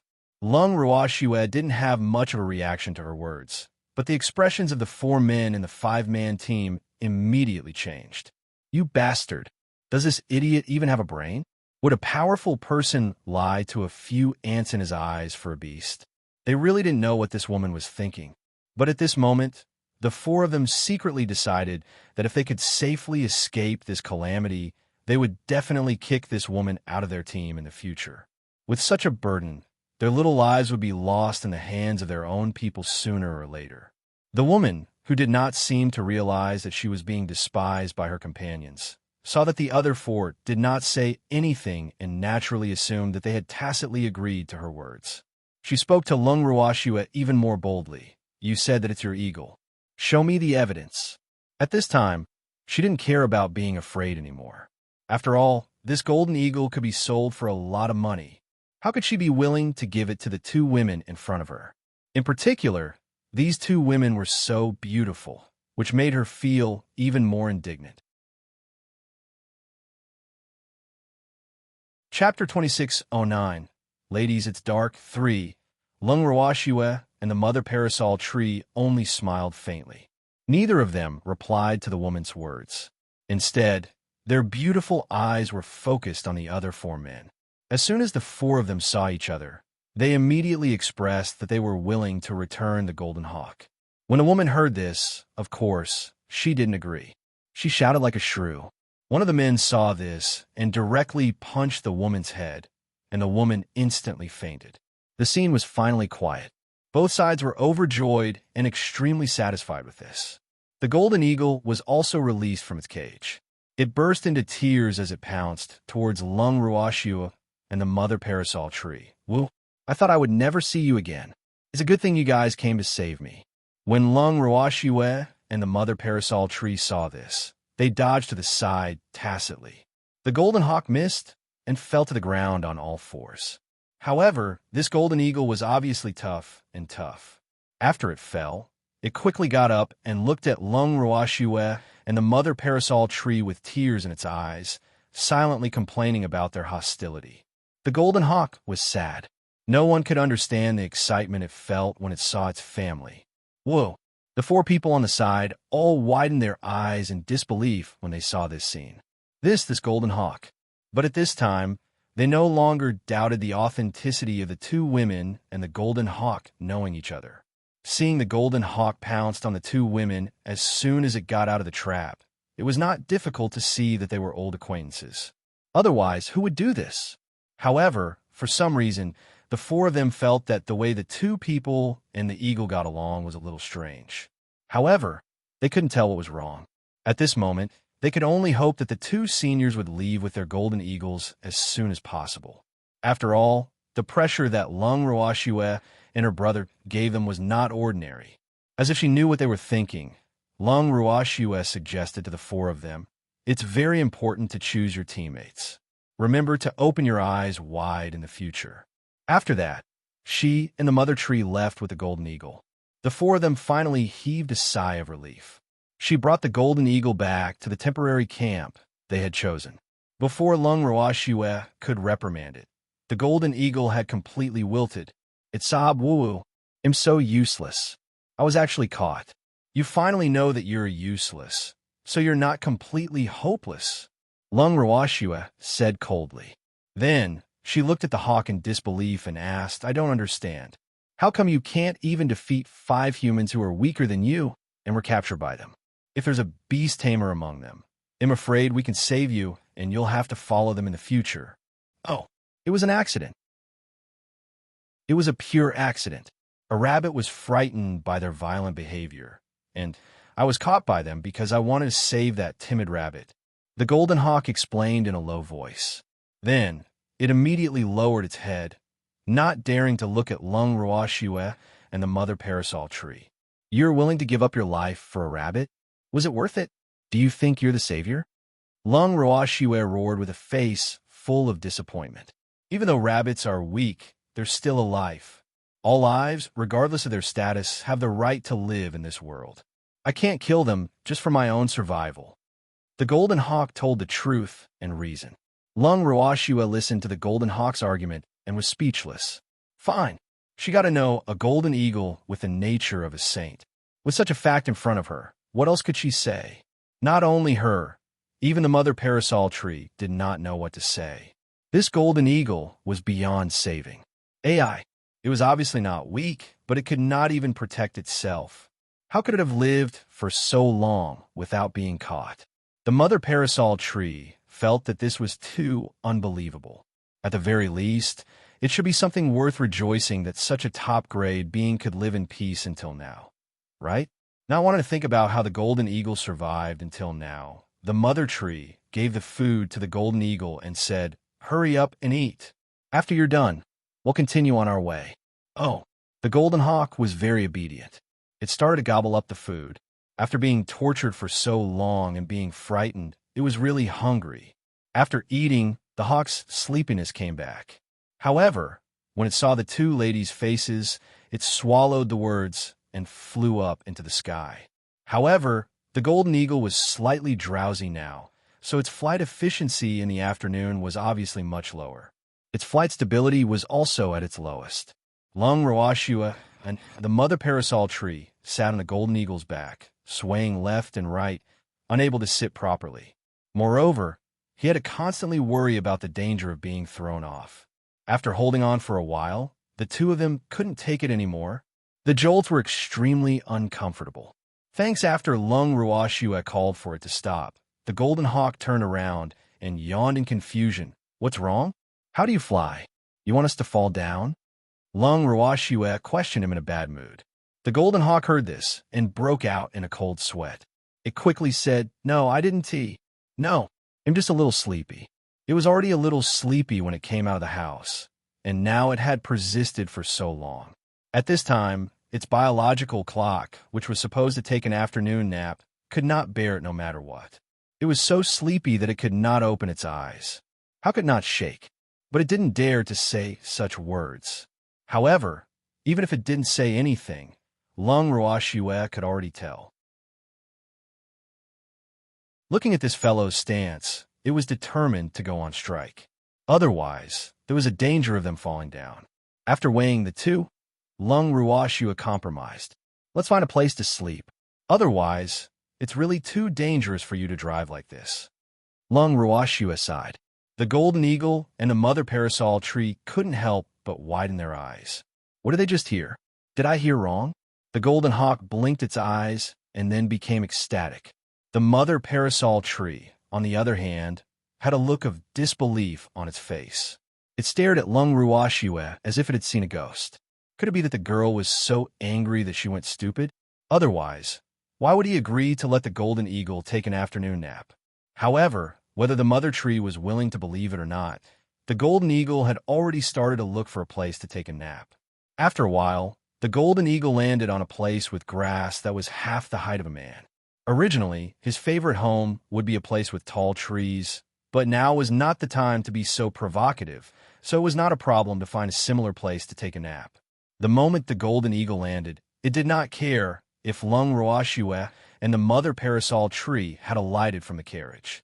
It immediately closed its eyes and fell asleep.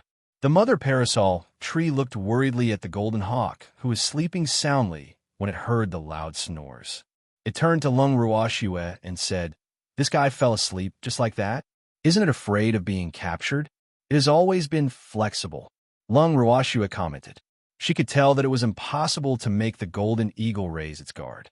Even if it was captured and forced to form a contract with someone, it would still do whatever it wanted as usual. The person who was driven mad was definitely the one who had captured it. It seems like it's true. The mother parasol tree agreed. However, she did not voice out her concern. At this speed, would they reach the Green Dragon Mountain? Was Shwet not anxious anymore? Urgent. How could Lung Roashua not be anxious? However, what could she do when she hired such a flying beast out of her poor eyesight? He couldn't really teleport to the Azure Dragon Mountain, could he? Then she and the mother parasol tree would be exhausted to death. Forget it. She should just go with the flow. Anyway, one day, he would go to the Green Dragon Mountain. Lung Roashua wanted to cry, but had no tears. When the golden hawk woke up, the sun had already set. After the golden hawk woke up, it looked at the sky that was turning dark and said, I actually woke up early today. The sky isn't even bright yet. It had just woken up, and its mind was obviously not very clear. It naively thought that it was still at home and had completely forgotten about Lung Roashua and the mother parasol tree.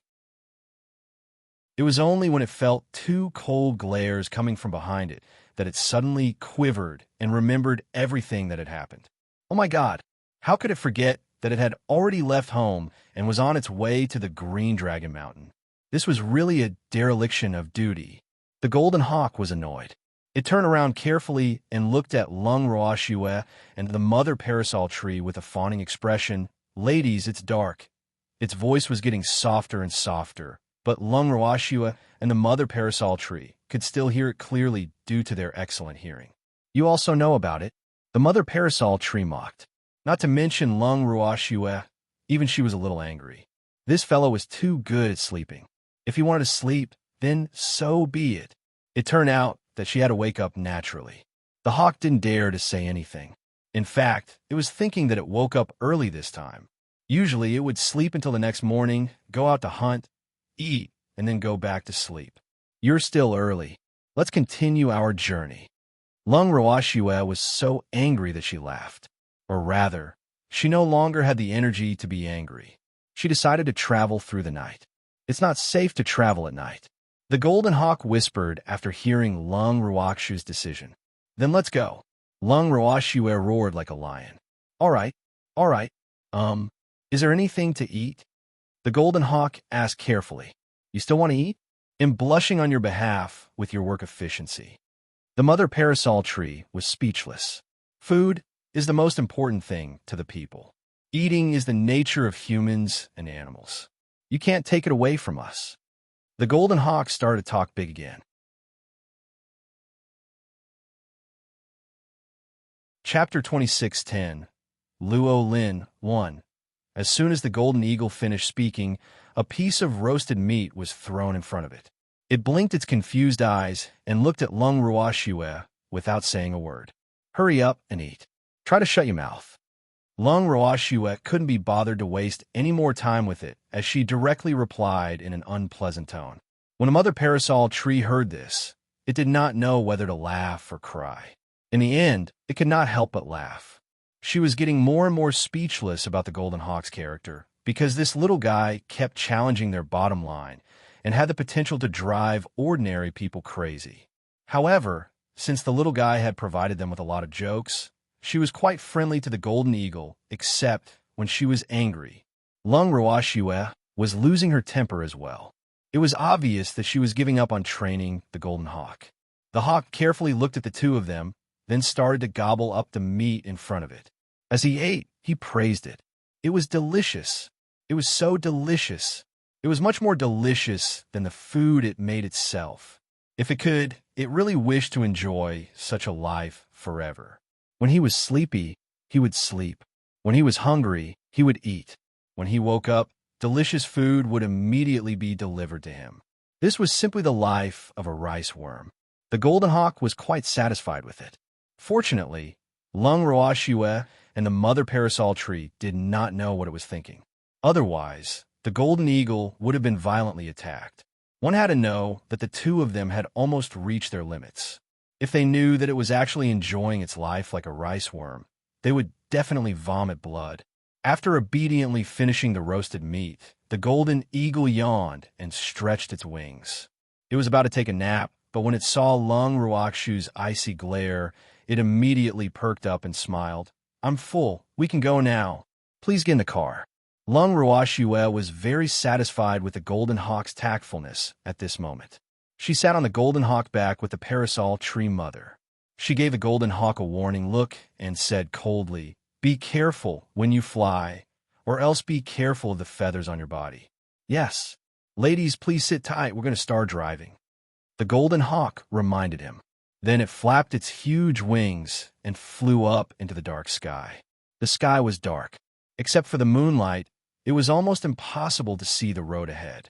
Fortunately, the Golden Eagle had good night vision, and its visibility was at least 1,000 meters. The hawk was quite proud of that. However, it didn't feel proud for long before it found that its situation of not being able to distinguish directions at night seemed to have become more serious. Which way should he fly? The Golden Hawk muttered to itself as it hesitantly flew around in the air. Lung Ruoxue looked at it and knew that this fellow was probably unable to differentiate north from south again. Sighing helplessly, Lung Ruoxue reminded, "We're flying north this time." Oh. The Golden Hawk was ashamed, but it didn't think it was its fault. It had never left home. Even with Lung Ruoxue's guidance, the Golden Eagle was still confused. It made up its mind and started flying around again. "That's Nan!" Lung Ruoxue roared at the sight of this. This time, she was too lazy to let this guy find his own direction. She pointed in one direction and said, "That way." "Thanks for the reminder," the Golden Hawk said happily and then roared, "Green Dragon Mountain, Here I come. Thanks, he accelerated and flew. This time, the golden eagle flew for a long time. It was so long that Lung Ruashue and the mother parasol tree could not believe it. The entire night had passed, but the sleepy golden eagle did not ask to sleep. The two of them could not believe their eyes. The next morning, the golden hawk found a place to land. The two people and one beast were ready to have breakfast before continuing their journey. As soon as it landed, the golden hawk yawned several times. In fact, it had been sleepy for a long time, but seeing that the two ladies seemed to be in a bad mood, it did not dare to make any additional requests. However, as soon as they landed, it could not fully concentrate. After yawning a few times, the golden eagle's head drooped down unconsciously. Then it raised its head in shock.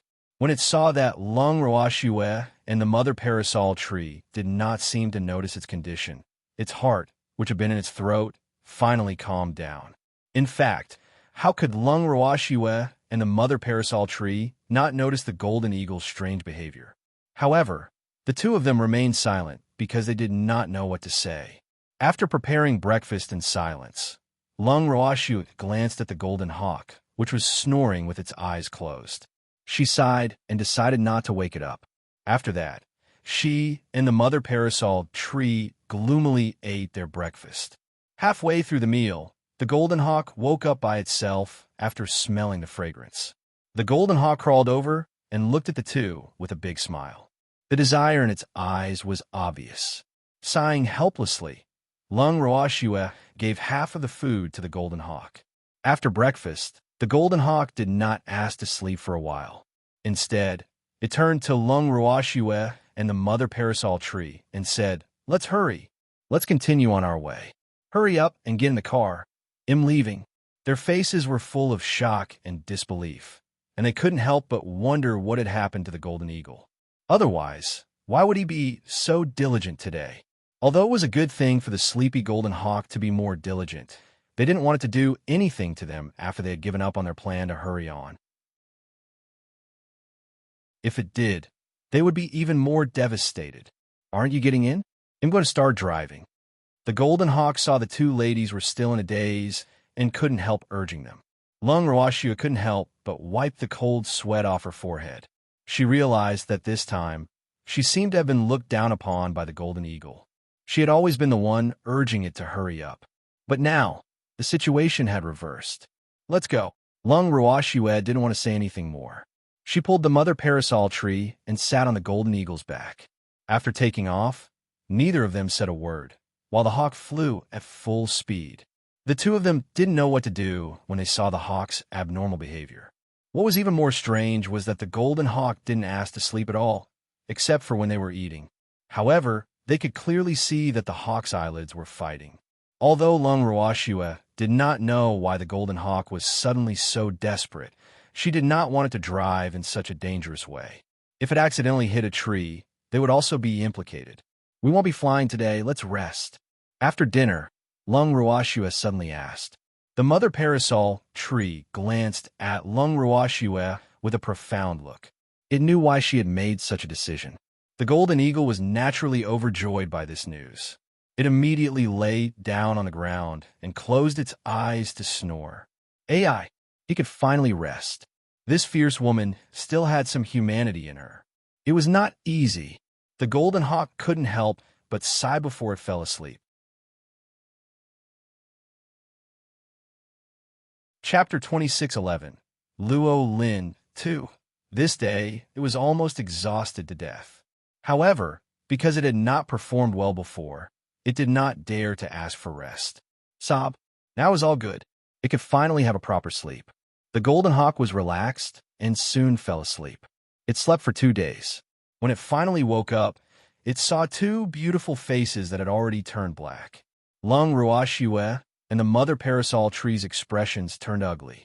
They stared at the golden eagle without saying a word. Suddenly, the golden eagle's little heart started to tremble. What was going on? Did it do something it shouldn't have? The golden hawk was very annoyed. It didn't want to wake up to the anger of the two fierce ladies in front of it. Okay? It couldn't take it. And most importantly, its stomach was growling from hunger. "Hi." The The golden hawk smiled and greeted Lung Ruoxue and Lung Shaoqing in a friendly manner. The two of them still had cold expressions on their faces. Lung Ruoxue did not want to bother with it at all. In the end, it was the mother parasol tree who was kind. She gritted her teeth and asked, "Do you know how long you've been sleeping?" "How long?" The golden hawk blinked and asked innocently. It glanced at the sky. It was bright. He probably didn't sleep for long, right? Could it be that he had only slept for an hour? Did the other party not expect him to wake up so quickly? It thought to itself. It was wrong. From their expressions, it didn't seem like they wanted to praise her. The golden hawk tried to think, but it couldn't figure out how long it had been sleeping. 2 days. You've been sleeping for 2 whole days. The mother parasol tree gritted its white teeth and looked at the golden hawk as if it wanted to eat it. The golden hawk shrank its neck and murmured to itself, "You've actually slept for so long. No wonder I was so hungry. I haven't eaten for a few meals." The mother parasol tree almost went crazy when it heard the golden eagle talking to itself. This guy is really incurable. Just let it sleep. It's fine if he can wake her up." However, once she fell asleep, she would not be able to wake up even if a knife fell from the sky. The mother parasol tree gave the golden eagle a few more glares and decided to give up on preaching to it. The golden hawk realized that the mother parasol tree was no longer talking about it. It naively thought that the matter was over. It then moved closer to Lung Ruoxue and asked softly, "Is there anything to eat? I'm hungry." Hearing this, Lung Ruoxue looked deeply at the golden eagle. Seeing that it didn't know what it did wrong and didn't know how to change, she sighed and gave up. Then he took some food and threw it to the hawk and said coldly, "Hurry up and eat. We'll continue our journey after eating." "Oh," the golden hawk quickly said. Then he began to eat the food in front of him. It was really famished. The golden eagle burped after it was finally full. Just as it was about to yawn, it received Lung Ruoxue's malicious gaze. It was so frightened that it immediately swallowed its yawn. "Get in the car. I'm going to set off." The golden hawk said obediently. Lung Ruoxue and the mother parasol tree looked at each other and sat on each other's back. The golden eagle flew into the sky and circled. Thanks. Seeing this, Lung Ruoxue pointed with her finger. The golden eagle immediately understood and flew in the direction she pointed. After the golden eagle had slept for 2 days, Lung Ruoxue had learned her lesson. When it was time, she would let the golden eagle rest and wait for it to wake up naturally before continuing on their journey. She was too lazy to urge the hopeless golden eagle. It was undeniable that the golden eagle was a big mistake in her judgment. Just like that, under the many unexpected situations along the way, Lung Ruoxue and her beast finally arrived at the Green Dragon Mountains safely after half a month. As she looked at the Green Dragon Mountains' verdant and lush mountains and forests, Lung Ruoxue felt a sense of familiarity. However, when she thought about how they took half a month to travel from Luo City to Green Dragon Mountain, which was supposed to take a few days, her good mood instantly disappeared. The golden eagle landed at the entrance of the Green Dragon Mountain. It almost cheered when it saw the towering and steep mountain and the green and huge forest. This place was really to its liking. It liked this place. It had decided to take a good look around this place, and if possible, settle down here. Unfortunately, Lung Ruoxue did not give it any chance to do so. When they saw the entrance, Lung Ruoxue and the mother parasol tree jumped down from its back. Then, Lung Ruoxue turned to the golden eagle and said, "All right, we've arrived at our destination. You can go home now. This is your reward." After saying that, he threw a bottle of pills to the golden eagle and then drove it away as if it was a fly. He really didn't want to see this stupid golden eagle anymore. The golden hawk saw this, but was unwilling to leave.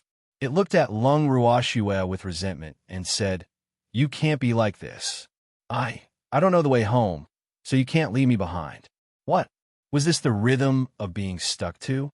Lung Ruoxue felt her head throb when she heard the golden hawk's words. The golden hawk felt so sad that it couldn't stop crying. It was so sad. At this moment, one of the bystanders saw this and couldn't help but step forward to criticize Lung Ruoxue. Miss, what a good beastie. It's so loyal to you. How can you not want it? She didn't abandon me. I'm just too stupid and always make them angry. It's only right for them to despise me. Seeing that Lung Roashue had been misunderstood, the golden eagle quickly explained. It would have been better if it did not explain. With its explanation, the few passers-by at the entrance of the Azure Dragon Mountain all looked at Lung Roashue with dissatisfaction. Beastie. This was a beastie, and a beastie that had a relatively top-flying speed, yet it was actually despised by this girl. Sigh. From the looks of it, this young lady should be from a large clan, otherwise she wouldn't be so nonchalant about such a precious beast. The passers-by were really envious, jealous, and hateful of this. The way they looked at Lung Roashue had also become unfriendly. Right now, in their eyes, Lung Roashue was a missy from a good family background, but did not have much judgment. Such a woman was at most just a flower vase. Hence, even if Lung Roashue and the mother parasol tree had devastatingly beautiful looks, the onlookers did not really take a fancy to them. Lung Roashue was so angry that she no longer wanted to defend herself as she listened to the crowd's soft discussions. She didn't need to care about how others looked at her, but that damned golden eagle. You bastard.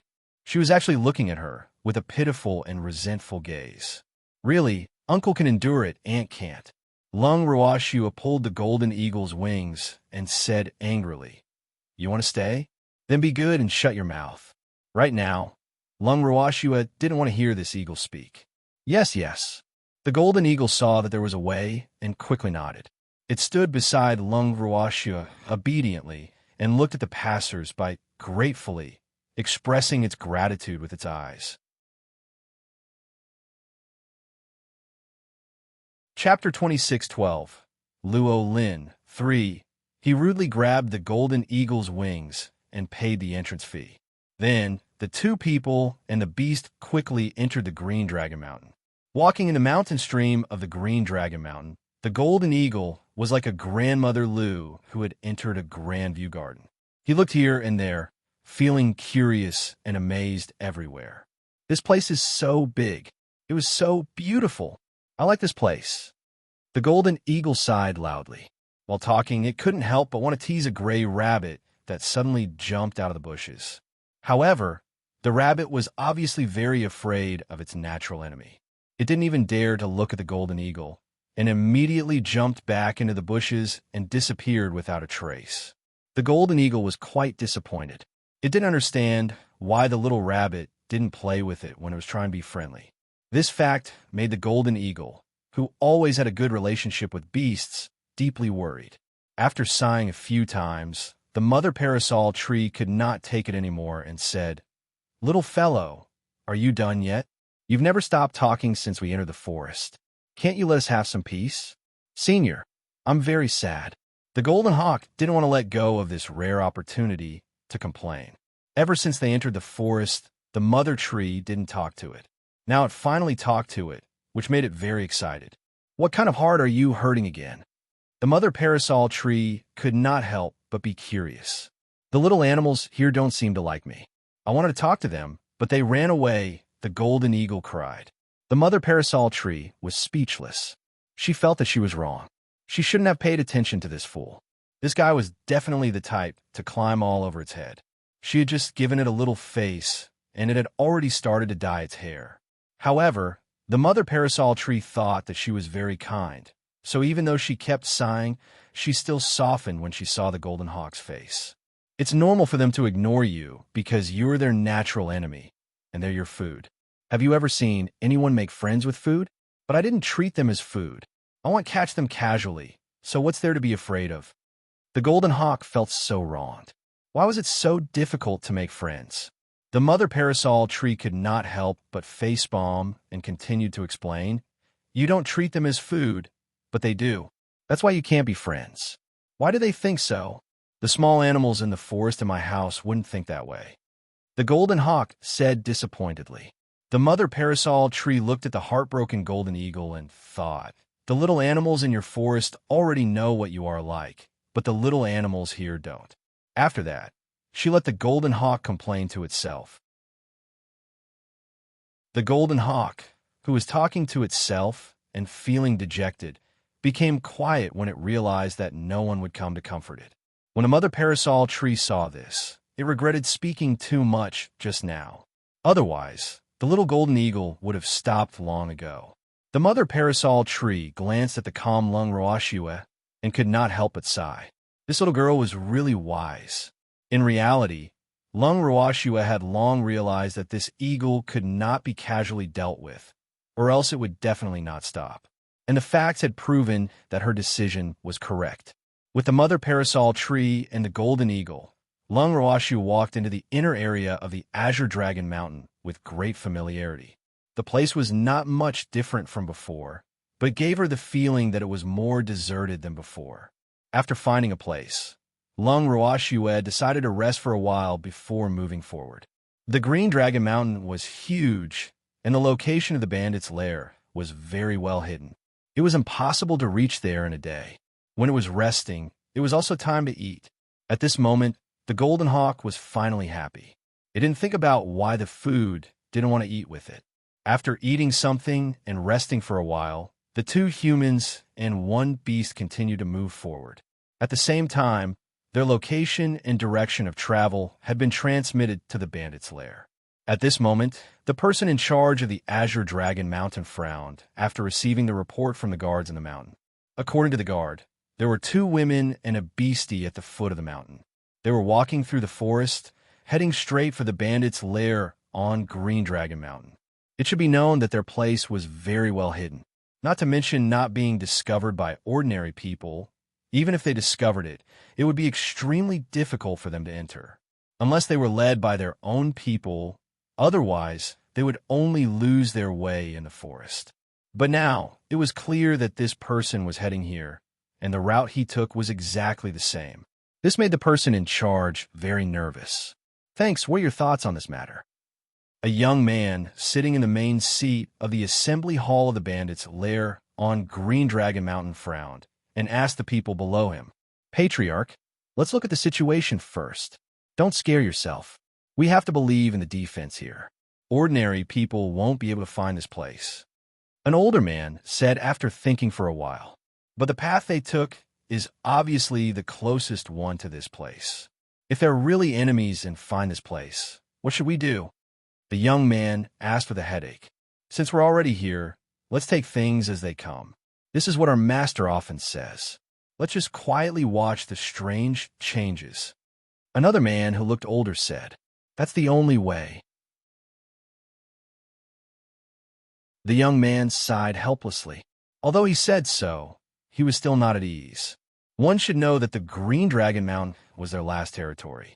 If they could not even guard this place, he would really have no face to continue living. After thinking for a long time, the young man still sneaked out. He wanted to meet the two women personally and find out some information. If they were really enemies, he would not let them take another step forward, even if he had to risk his life. After the young man left, two older men appeared at his original spot. The two men were both Mystique venerable rank. They watched the young master leave. One of them shook his head gently and sighed. AI, Huanger is still too young. Perhaps we should not place such a heavy burden on him. It's more important to train yourself when you're young. Don't forget that our Luo family is not as strong as before. It's time for these young people to show off their skills. The other older man clearly had a different opinion. AI, it's a pity that Master has provided us with such good conditions. We've let Master down. Hearing the other party mention the Luo family, the older man who had spoken earlier could not help but reveal a worried expression. These two elderly men were the two elders with the highest status in the Luo family. They were also the elders of the Luo family. Both of them were Luo Xian's uncles. However, when Lung Roashue was still in Haotian continent, they were often in closed-door cultivation, so they had never seen Lung Roashue before. However, they still knew of Lung Ruakshu's great name and the small storm that had happened in the Luo family back then. Back then, in order to protect Luo Xing'er's life, Luo Xian had no choice but to issue a bloodline contract, causing his clan to have a new master overnight. This incident had once caused the entire Luo family to be furious. Fortunately, Lung Roashua was strong enough and had obtained the sincere respect of the entire Luo family in the end, so it was a happy ending. In reality, to be able to ride on Lung Roashua's coattails was something that all the other families wished for. After the Luo family found out about Lung Roashua's power, they were naturally proud of having such a master. Even though Lung Roashua had once looked down on the Luo family because of their performance, the Luo family had worked hard to make Lung Roashua let go of her dissatisfaction with some of them and treat them as one of her own. From then on, everyone in the Luo family followed Lung Roashua's lead. Even the great ancestors of the Luo family, who had never seen Lung Roashua before, were familiar with her. They had been looking forward to meeting their master, but unfortunately, their master had gone to the divinity, and they would not be able to leave the Haotian continent for a while. This was because the two of them were in charge of the current Luo family. The other elders had gone to the firmament to look for their master. The two of them sighed, and their figures gradually faded, finally disappearing on the spot. At the same time, Luo Lin was getting closer and closer to Lung Roashua. Luo Lin lurked in the night and slowly approached the tent where Lung Roashua and the mother parasol tree had set up. However, he didn't dare to get too close. He jumped onto a tree and observed everything from a distance. At this moment, Lung Roashua and the mother parasol tree were both resting in their tents.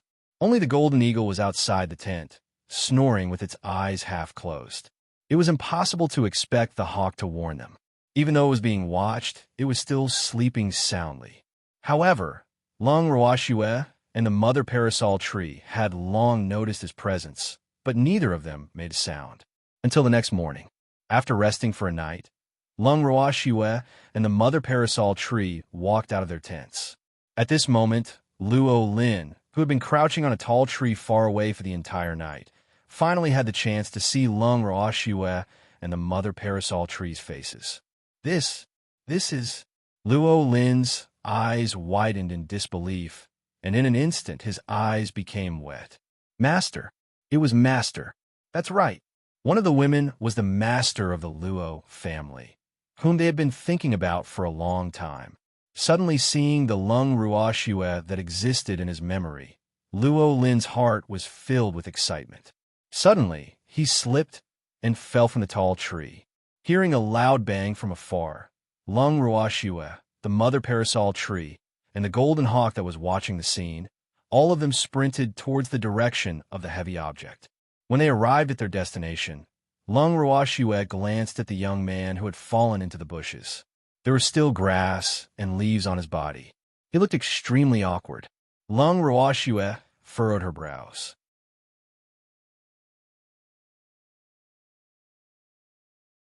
Chapter 26:13. So you're one of us, one Luo Lin. Lung Roashua was speechless. She didn't expect to see Luo Lin under such circumstances. However, Luo Lin was even more embarrassed. He also didn't expect that, at his most embarrassing moment, he would always be seen by the master he admired. This fact was really too sad. Actually, he really wanted to leave a good impression on his master. However, it had always met its master when it was in a difficult situation. At this moment, Luo Lin's head was lowered, wishing he could find a hole to hide in. He didn't want to be human anymore, did he? The golden hawk looked at the man on the ground who forgot to get up, so it stretched out its wings in a friendly way and asked with sympathy, "Did you hurt? You're just a little guy without wings. How can you stand on such a high tree? What if you break it?" Ugh! Luo Lin felt even more awkward. Could he say that he was monitoring them? The answer was no. However, he did not know how to answer the eagle, so he could only pretend to be silent. The golden eagle saw that the other party didn't speak and thought that he was ashamed. It patted Luo Lin's head with its wings and comforted him. It's okay. It's normal for a little guy to be curious. However, after falling down, you should know not to climb trees, right? Luo Lin was once again so embarrassed that he didn't know how to answer such a question. He couldn't help but look at Lung Roashua, but Lung Roashua looked up at the sky at a 45-degree angle. It was obvious that she had no intention of helping him out. Seeing this scene, Luo Lin really wanted to cry. He felt that he had made the master angry. Well, look, his master didn't even want to talk to him. Luo Lin was heartbroken, and the way he looked at Lung Ruoxue became more and more resentful. In fact, it wasn't that Lung Ruoxue didn't want to talk to Luo Lin, but she couldn't stand the Golden Eagle's caring attitude towards Luo Lin. It was so cold and warm towards Luo Lin. So, she was afraid that Luo Lin would associate her with the Golden Eagle. So she had to pretend to be invisible. But Luo Lin didn't know what Lung Ruoxue was thinking. In his mind, his master must be angry with him, so he didn't want to talk to him. Thinking of this, Luo Lin felt particularly aggrieved and called out softly, "Master." Although Luo Lin's voice was very soft, the two humans and one beast on the scene could still hear him clearly. The mother parasol tree and the golden eagle moved in unison, looking at Lung Ruoxue as if they were waiting for her to answer. "So it's our own people."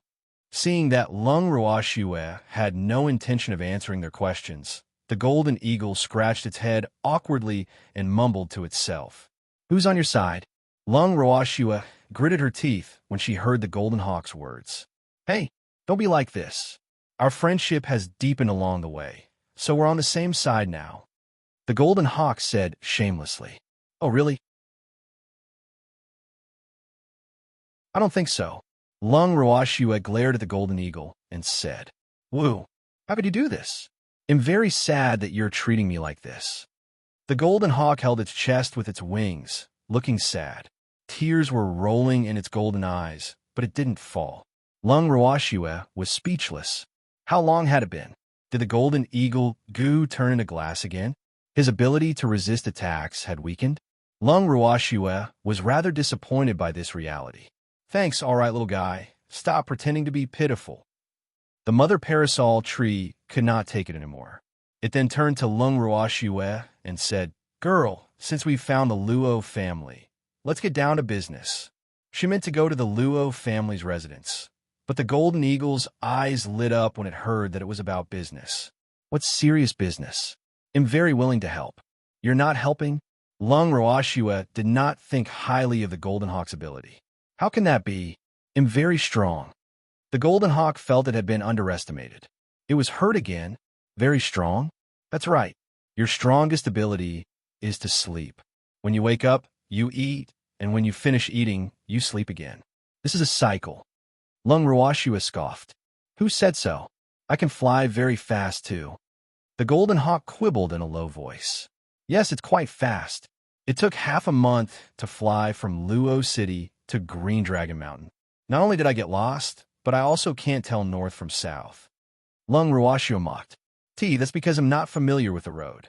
The golden hawk continued to explain, but its voice was getting softer and softer, and its face was getting hot. "You mean you know him just because he's familiar?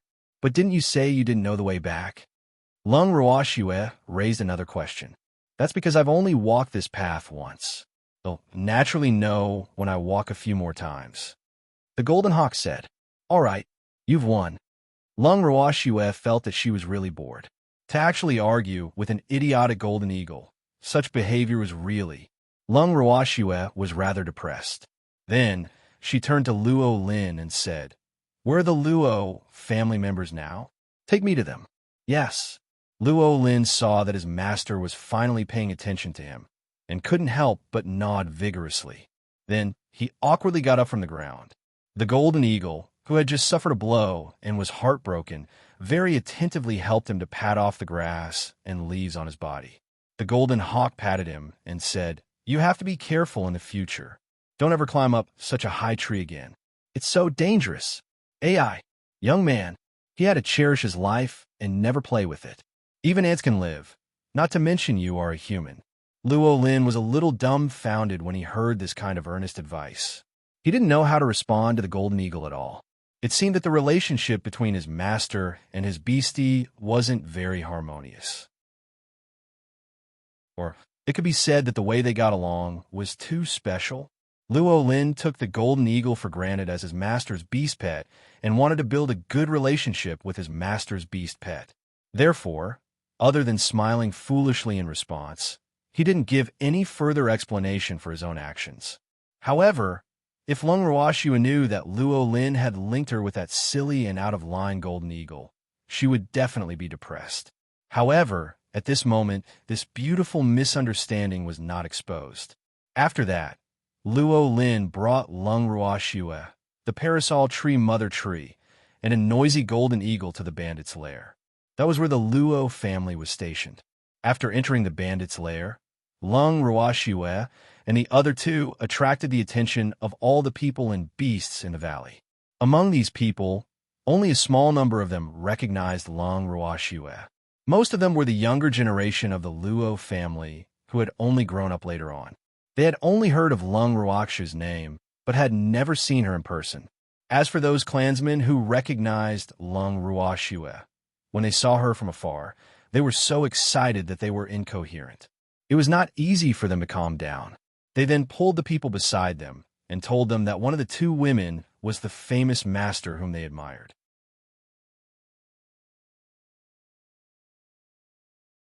Chapter 26:14. So you're one of us, too. This time, all the clansmen were excited.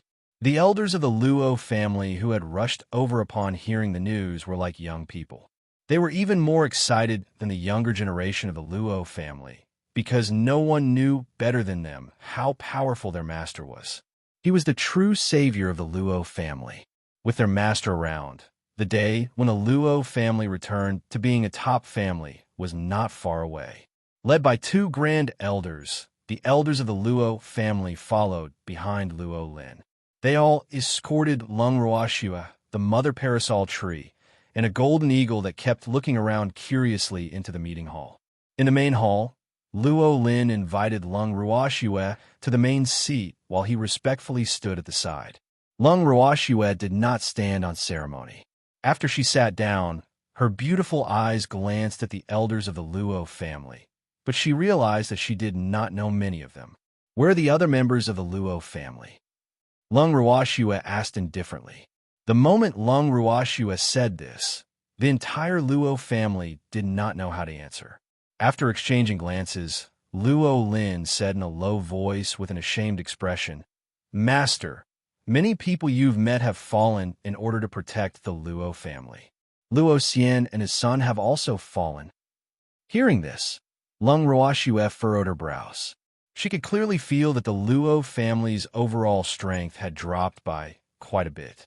Thinking back, the Luo family had once been attacked by a few large families, and they had lost more than half of their members. After a few years of recuperation, they had finally recovered. She did not expect that the incident this time was even more serious than that time. At least, many of the powerful cultivators of the Luo family were not present at the scene. She used her divine sense to scan the area, but she could not find any traces of the powerful cultivator she knew about. They went to the divine realm to look for Master. One of the grand elders said. He went to the divine realm. Lung Ruoxua raised her brows. She didn't expect Luo Xian and his son to have gone to the god realm. It was fine as long as he was alive. How long have you been gone? Then she asked. It's been 2 years, the grand elder continued. Where are my god brothers? They also went to the divinity together? Lung Ruoxua did not notice the figures of her cheapskate brothers. Yes, they went to the divinity with a few of our ancestors. They left this place for us. The grand elder continued to explain. Lung Ruoxua nodded and changed the topic. She glanced at the elders and said coldly, Now, who can tell me why the Luo family is here? And when did Luo City change hands? AI, let's talk. A certain elder sighed. However, just as he finished his sentence, he was ruthlessly interrupted by Lung Ruoxua. Thanks then, make it short. Lung Ruoxua suppressed her anger and said, Master, it's like this. The Luo family have been developing smoothly in the Haotian continent and successfully replaced the Sun family, becoming one of the 3 super families along with the Lung family and the Lan family. However, a few years ago, Sun Tao suddenly returned to the Haotian continent with a group of powerful people. After they appeared, they began to plunder the territory and resources of the Haotian continent wantonly. Other than the Luo family, the Lung family, the Lan family, the Shadow League, and the Wanshan city were all attacked by them. Furthermore, each of them can take care of themselves. A certain grand elder noticed Lung Ruakshu's displeasure and hurriedly said, "The other party is using the principle of attacking at the same time and taking them down one by one. Their strength is also above ours, and we are not their match, so we can only hide here. Because of this, all the major families have suffered heavy losses, and our Luo family's losses are the greatest. Among the 3 super families, although our family has the best resources, we have the least number of people. We're not as strong as the other 2 families, so our losses are very big. Except for Luo City, all the territory of the Luo family has been divided by the other party. If it were not for the timely rescue of the Green Dragon Mountain, I'm afraid that the people of the Luo family would not have been able to survive."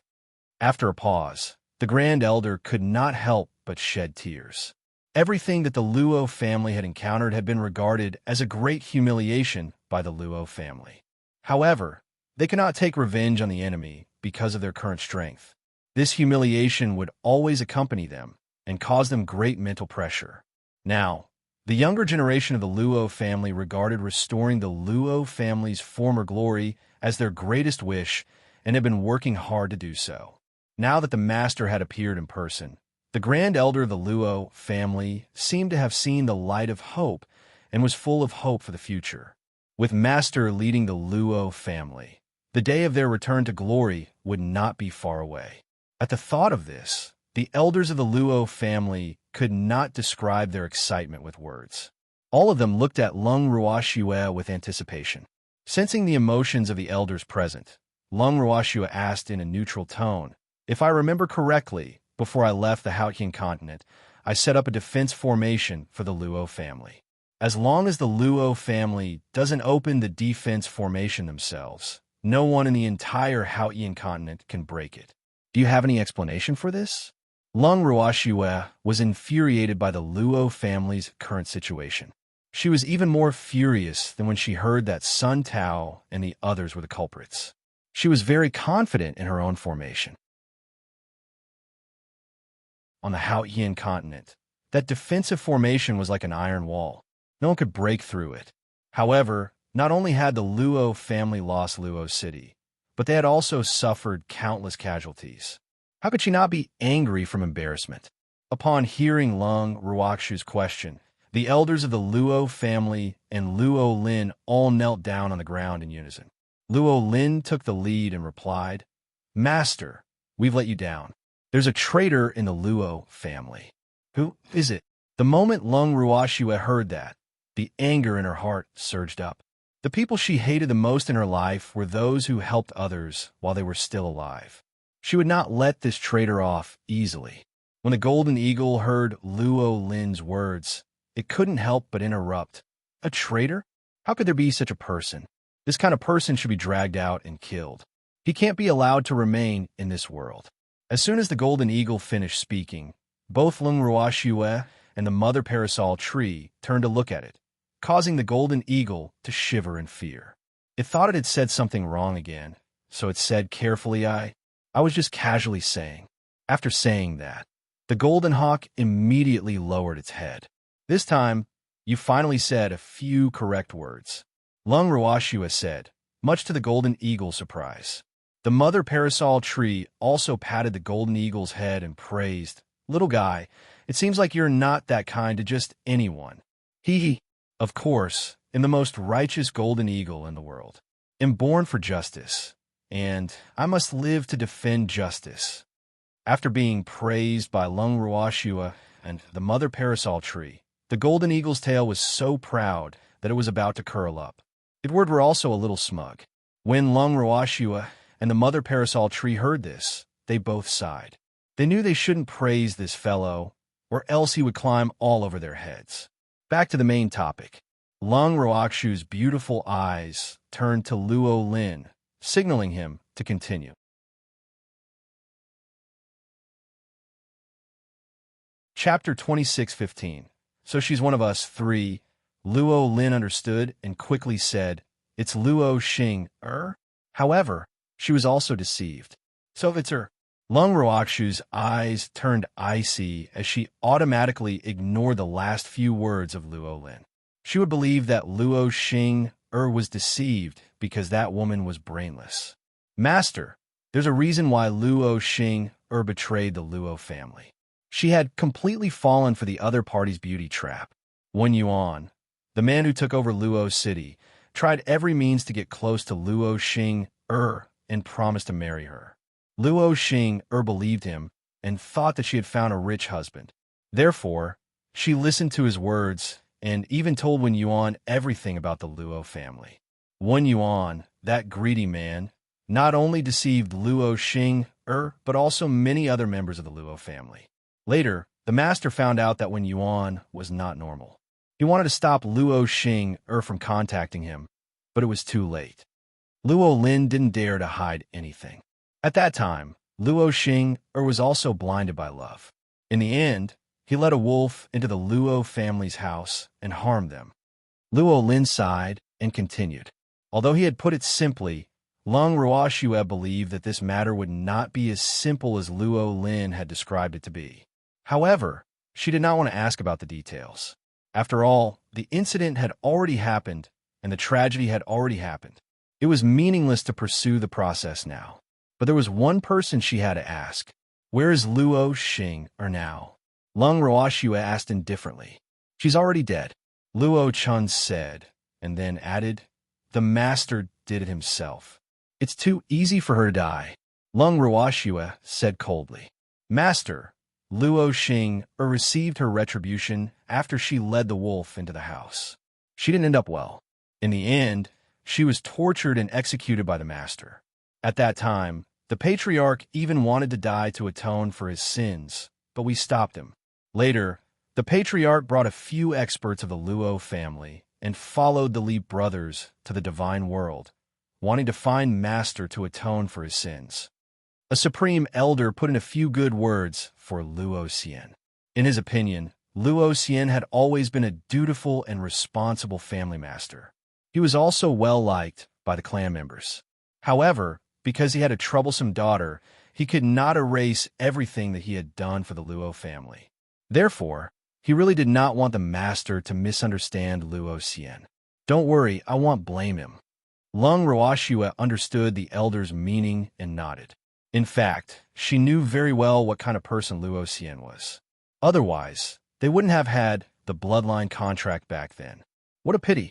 Luo Xing was a failure and her brain wasn't good enough. She deserved what she had now. After briefly understanding the process of the change in Luo City's leader, Lung Ruoxue then asked about the Luo family's current situation. The elders sighed and talked at once, and she finally had a rough idea. The Luo family's current situation was not good. How many people are there in the Luo family? Lung Ruoxue asked. Less than 100 people. Most of them are from the younger generation. Luo Lin said, embarrassed. Younger than you, I guess. Lung Ruoxue was well aware that the little fellows of the Luo family had just come of age. Their strength was low and they had little experience. It was impossible for them to achieve anything. Yes, I am. Luo Lin's face reddened unconsciously. The Luo family's current situation was really tragic. Back then, when their Luo family was jointly attacked by several major families, they had already declined to such a state. But this time, without a few hundred years, the Luo family could not even dream of recovering. 2 Mystique Venerable rank, 5 Mystique Emperor rank, and dozens of Mystique Monarch rank. Their strength is really weak. Lung Ruoxue glanced at the strength of the elders present and said impolitely. As soon as she said this, all the elders' faces turned red, especially the 2 grand elders, who felt their faces burning. In fact, according to the strength of these people, if they were placed in an ordinary family, they would definitely be powerful. However, the Luo family was already one of the 3 super families in the Haotian continent. After the shocking change that led the wolf into the house, the strength of these people was not worth looking at. The elders knew that the Luo family had disappointed their master, but what else could they say? Luo Xing had already received her retribution. Luo Xian and his son had also gone to the divine world to seek their master's forgiveness. The Luo family could only choose to lie low and hope that one day, the younger generation of the Luo family would be able to support the Luo family and restore the glory of the past. Although this day might be long as there were young people in the Luo family, there would always be hope. Gather everyone in the Luo family. I have something to say to them. Seeing Luo Lin and the other elders blushing and not saying a word, Lung Ruoxiu ordered. Yes. Luo Lin quickly responded and personally went to handle the matter. As for the elders present, after hearing Lung Ruoxiu's words, their hearts could not help but tremble. They could not understand what Lung Ruoxiu meant. Could it be that she was planning to give up on them? Thinking of this possibility, all the elders' hearts sank. It was as if a heavy stone was pressing on their chests, and they could not breathe. Thanks not long after, Luo Lin came in with a group of youths and girls whose faces were obviously uneasy, but their eyes still had a trace of anticipation. These little guys had been secretly listening to the conversation in the meeting hall from a distance. They felt that their master seemed to be very unhappy, and they began to feel nervous and worried. They were afraid that their master would abandon them because they had heard about their master's personality from their elders. They knew that someone in the Luo family had disappointed their master.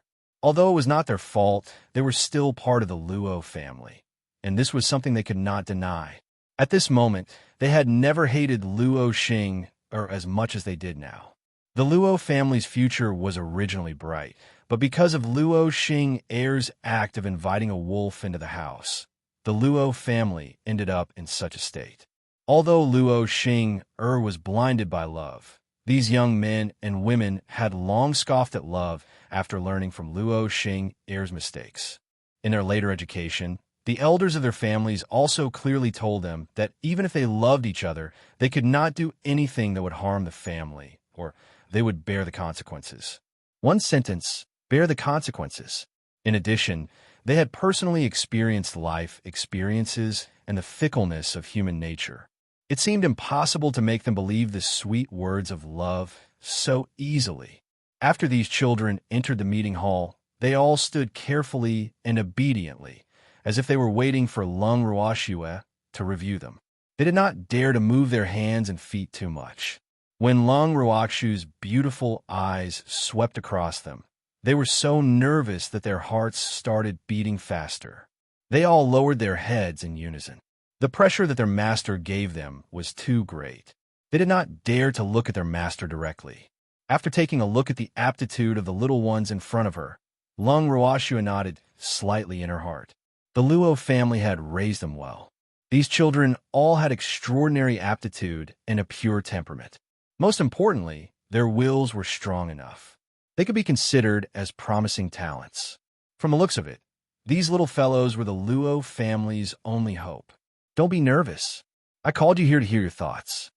Lung Ruoxiu tried her best to make her voice as gentle as possible so as not to scare these children. As expected, when the youngest generation of the Luo family heard Lung Ruoxiu's words, they all looked at her in confusion, then quickly lowered their heads. Then, one of the youths bravely raised his head and looked straight at Lung Ruoxiu. I hope that one day, the Luo family will regain its glory in my hands. Are you sure you have the ability? With your current strength, I'm afraid you'll have to wait a long time for this day to come. Lung Ruoxiu said on purpose, it's never too late for a gentleman to take revenge. I believe that one day I will be able to take back Luo City for the Luo family. The young man immediately shouted back when he was provoked. 10 years can change a lot of things. Your strength is growing, and so is your enemy. Lung Ruoxiu reminded him with a faint smile. Then he'll work twice as hard as the enemy. Anyway, he'll take revenge with my own hands. The young man shouted at the top of his voice. What about you guys? Lung Ruoxiu didn't respond to the young man's words and asked about the others. With someone taking the lead, the others also expressed their determination to work hard in their cultivation so that they could take back Luo City for the Luo family as soon as possible. The elders of the Luo family were excited again when they heard the passionate answers from the young men and women. They knew that with these young men around, the Luo family would one day regain its glory. At this moment, Lung Ruoxue, who was observing the crowd's actions from the side, said in a calm tone, "That's a good idea. Unfortunately, I don't have the patience to wait that long." When everyone heard this, they were all dumbfounded. What did Master mean by this? Were they really going to give up on them? The elders and the young boys and girls felt that their master seemed to be disdainful of them. Their hearts suddenly turned cold. It should be known that their master had always been their backbone, especially in the most difficult times of the Luo family. As long as they thought of their master's strength, they would become brave and full of confidence. At least with Master around, the Luo family still had hope, and the next generation of the Luo family could grow smoothly.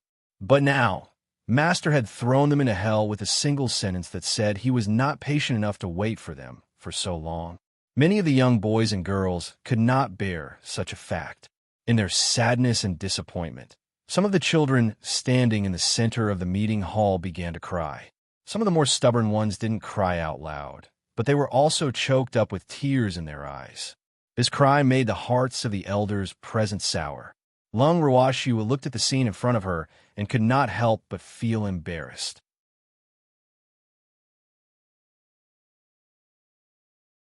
Chapter 26:16. Difficult to enter the city gate. 1. Why are you guys crying? The Golden Hawk also asked curiously. It didn't understand why these human beings were crying. Luo Lin looked at the ignorant Golden Eagle with an aggrieved expression and sighed softly, but he didn't say anything. As a result, the Golden Eagle was even more baffled. It kept pulling Luo Lin and asking, "Little guy, tell me, what are they crying about? You humans are really strange." They actually formed a group to cry. Hearing the words crying together, Lung Ruoxue's mouth twitched. She didn't expect the Golden Eagle to have learned so many popular languages. She wondered who had taught it. Lung Ruoxue was convinced. She was getting calmer and calmer when the Golden Eagle said that it didn't belong to this world. When she was bored, she might even cooperate. However, as a native of the Hautian continent, Luo Lin didn't quite understand the Golden Eagle's words, but he still tactfully whispered to the Golden Eagle, "Master might be abandoning us." Really? Hearing this, the Golden Eagle's round golden eyes widened in disbelief. Then it couldn't help but pat Luo Lin's head with its wings, saying, "You're thinking too much. How is that possible? You heard wrong." At least, it didn't hear that the fierce woman had any intention of giving up on them. "Did I really mishear?" Luo Lin asked as he pulled the Golden Eagle's wings, as if he had grabbed onto a life-saving straw. "Yes, fierce women are easy to talk to. If you think that she really wants to give up on you, you can cry for her. She'll definitely be soft-hearted, hee. That's what I did. See, I managed to stay." When the Golden Hawk said this, it sounded very proud. It accidentally blurted out the truth. It didn't even realize what it had said, but Lung Ruoxue's face darkened when she heard them whispering. All right. It turned out that the Golden Hawk was pretending to be pitiful at the entrance of the Azure Dragon Mountain. Unexpectedly, this fool also knew how to use his brain. Not bad. This child could be taught. Although the Golden Hawk had set her up, Lung Ruoxue was not angry. Instead, she felt that the Golden Hawk could still be saved. Even she found this kind of thinking a little unbelievable. In the end, she concluded that the Golden Hawk had taken advantage of her original beastie, who asked her to be so soft-hearted towards beastie. From the looks of it, she could only comfort herself in this way. Otherwise, the fact that she had been tricked by a fool would definitely make her vomit blood. However, although the Golden Eagle gave Luo Lin the idea, Luo Lin didn't quite understand the meaning of its words. What did it mean by "that's what it did"? His master wasn't someone that anyone could scheme against. Thinking of this, he silently sympathized with the Golden Eagle in front of him. Although this guy was very proud now, who knew how its master would take revenge on it in the future. Therefore, he definitely could not learn from it, as that would only make his master even more disgusted. It had to be said that Luo Lin's thinking was correct, because Lung Ruoxue's attitude towards humans and beasts were absolutely two different things. She could forgive some of the actions of beasts, but she had extremely high expectations for humans. Therefore, if any human dared to plot against her, they must be mentally prepared to bear the consequences. Luo Lin humbly accepted the Golden Hawk's advice, but he would never accept it. This way, he could not only not anger his master, but also not offend the Golden Hawk. After listening to the Golden Hawk's explanation, Luo Lin immediately admitted his mistake to Lung Ruoxue with a serious face. Seeing this, Lung Ruoxue could not help but chuckle. "What did you do wrong?" Luo Lin was stunned. It seemed like "Thanks, all right, stop crying. I'm not giving up on you. I just want to give you a chance to improve your strength." Without giving Luo Lin any time to react, Lung Ruoxue turned to the crying Luo family's next generation. This time, the entire Luo family was stunned. They stared at Lung Ruoxue, anticipating what she was going to say next. Seeing this, Lung Ruoxue continued, "Your powers are too weak now. It's impossible for you to take revenge, and I can't possibly stay here for 10 to 20 years. That's why I said I can't wait that long for you. Now, they'll give you 3 months at most. After 3 months, they'll bring you all to take back Luo City. Are you confident?" "We're confident," but the young man hesitated. "The 3 months I said is only 3 months in real life. However, in my space, it is equivalent to at least 100 years. If you can't become Dark Supremes in 100 years, I can only say that the Luo family can't count on you in the future." Lung Ruoxue explained before the young man could finish his sentence. When everyone heard that 3 months was equivalent to 100 years, they were all excited. They knew that their master was omnipotent. If they were given 100 years, they could even ascend to the divinity, let alone become Dark Supremes. The group of young men and women immediately expressed their confidence in advancing to Mystique Venerable rank within 3 months and personally taking back Luo City. Sensing the children's blood-boiling excitement, the elders of the Mystical Emperor and Mystical King could not sit still either. They unanimously expressed that they also wanted to improve and strive to advance to Mystique Venerable rank as soon as possible with their master's help. Just like that, Lung Ruoxue threw everyone, including the 2 Mystique Venerable rank masters from the Luo family, into the bangle to cultivate in seclusion and handed them over to Green Vessel to manage. The 2 grand elders of the Luo family took on the role of servants after everyone in the Luo family went into seclusion. They were prepared to personally take care of Lung Ruoxue and the Mother Parasol Tree's food and living arrangements. However, Lung Ruoxue and the Mother Parasol Tree did not need these 2 old men to take care of them. Hence, they rejected the 2 great elders' kind offer and left the Golden Eagle in their care. After the 2 great elders took over the Golden Eagle, Lung Ruoxue and the Mother Parasol Tree could finally heave a sigh of relief. However, from then on, the 2 grand elders found themselves in a tragic situation, especially during mealtime. From the moment they took over the Golden Eagle, they hadn't had any meat. Every time they wanted to improve their food and go hunting, the Golden Eagle would insist on following them. In the beginning, they even thought that bringing an eagle out to guard the hunt would be of help, but the facts proved that it was of help, but it was only helping in return. No matter if they wanted to catch rabbits or pheasants, the kind Golden Eagle would do everything it could to stop them. It even taught them that all lives were equal and that they could not kill the meaning of other lives just because they were hungry. That was not right. This happened once, twice. They were finally successfully brainwashed and began to eat vegetarian food. He had to be a vegetarian, with the Golden Eagle talking to them all day long. Even bad people would be forced to turn over a new leaf, not to mention that they were not bad people. AI, how could he continue living like this? The 2 grand elders sighed like this every day and sincerely prayed that someone would come to save them. At first, they still had a glimmer of hope for their master, but after thinking about it, since their master had thrown this eagle to them, he must have known some of the eagle's habits. As such, they gave up the idea of disturbing their master over such a small matter. You're tuning in to the Romance Rendezvous YouTube channel. We're so grateful for your support, and don't forget to subscribe to join us on this incredible journey through captivating stories. Your generosity through donations truly makes a world of difference, as it's the primary source of revenue that allows me to expand and enhance this channel for you. Thank you from the bottom of my heart for being a part of this adventure.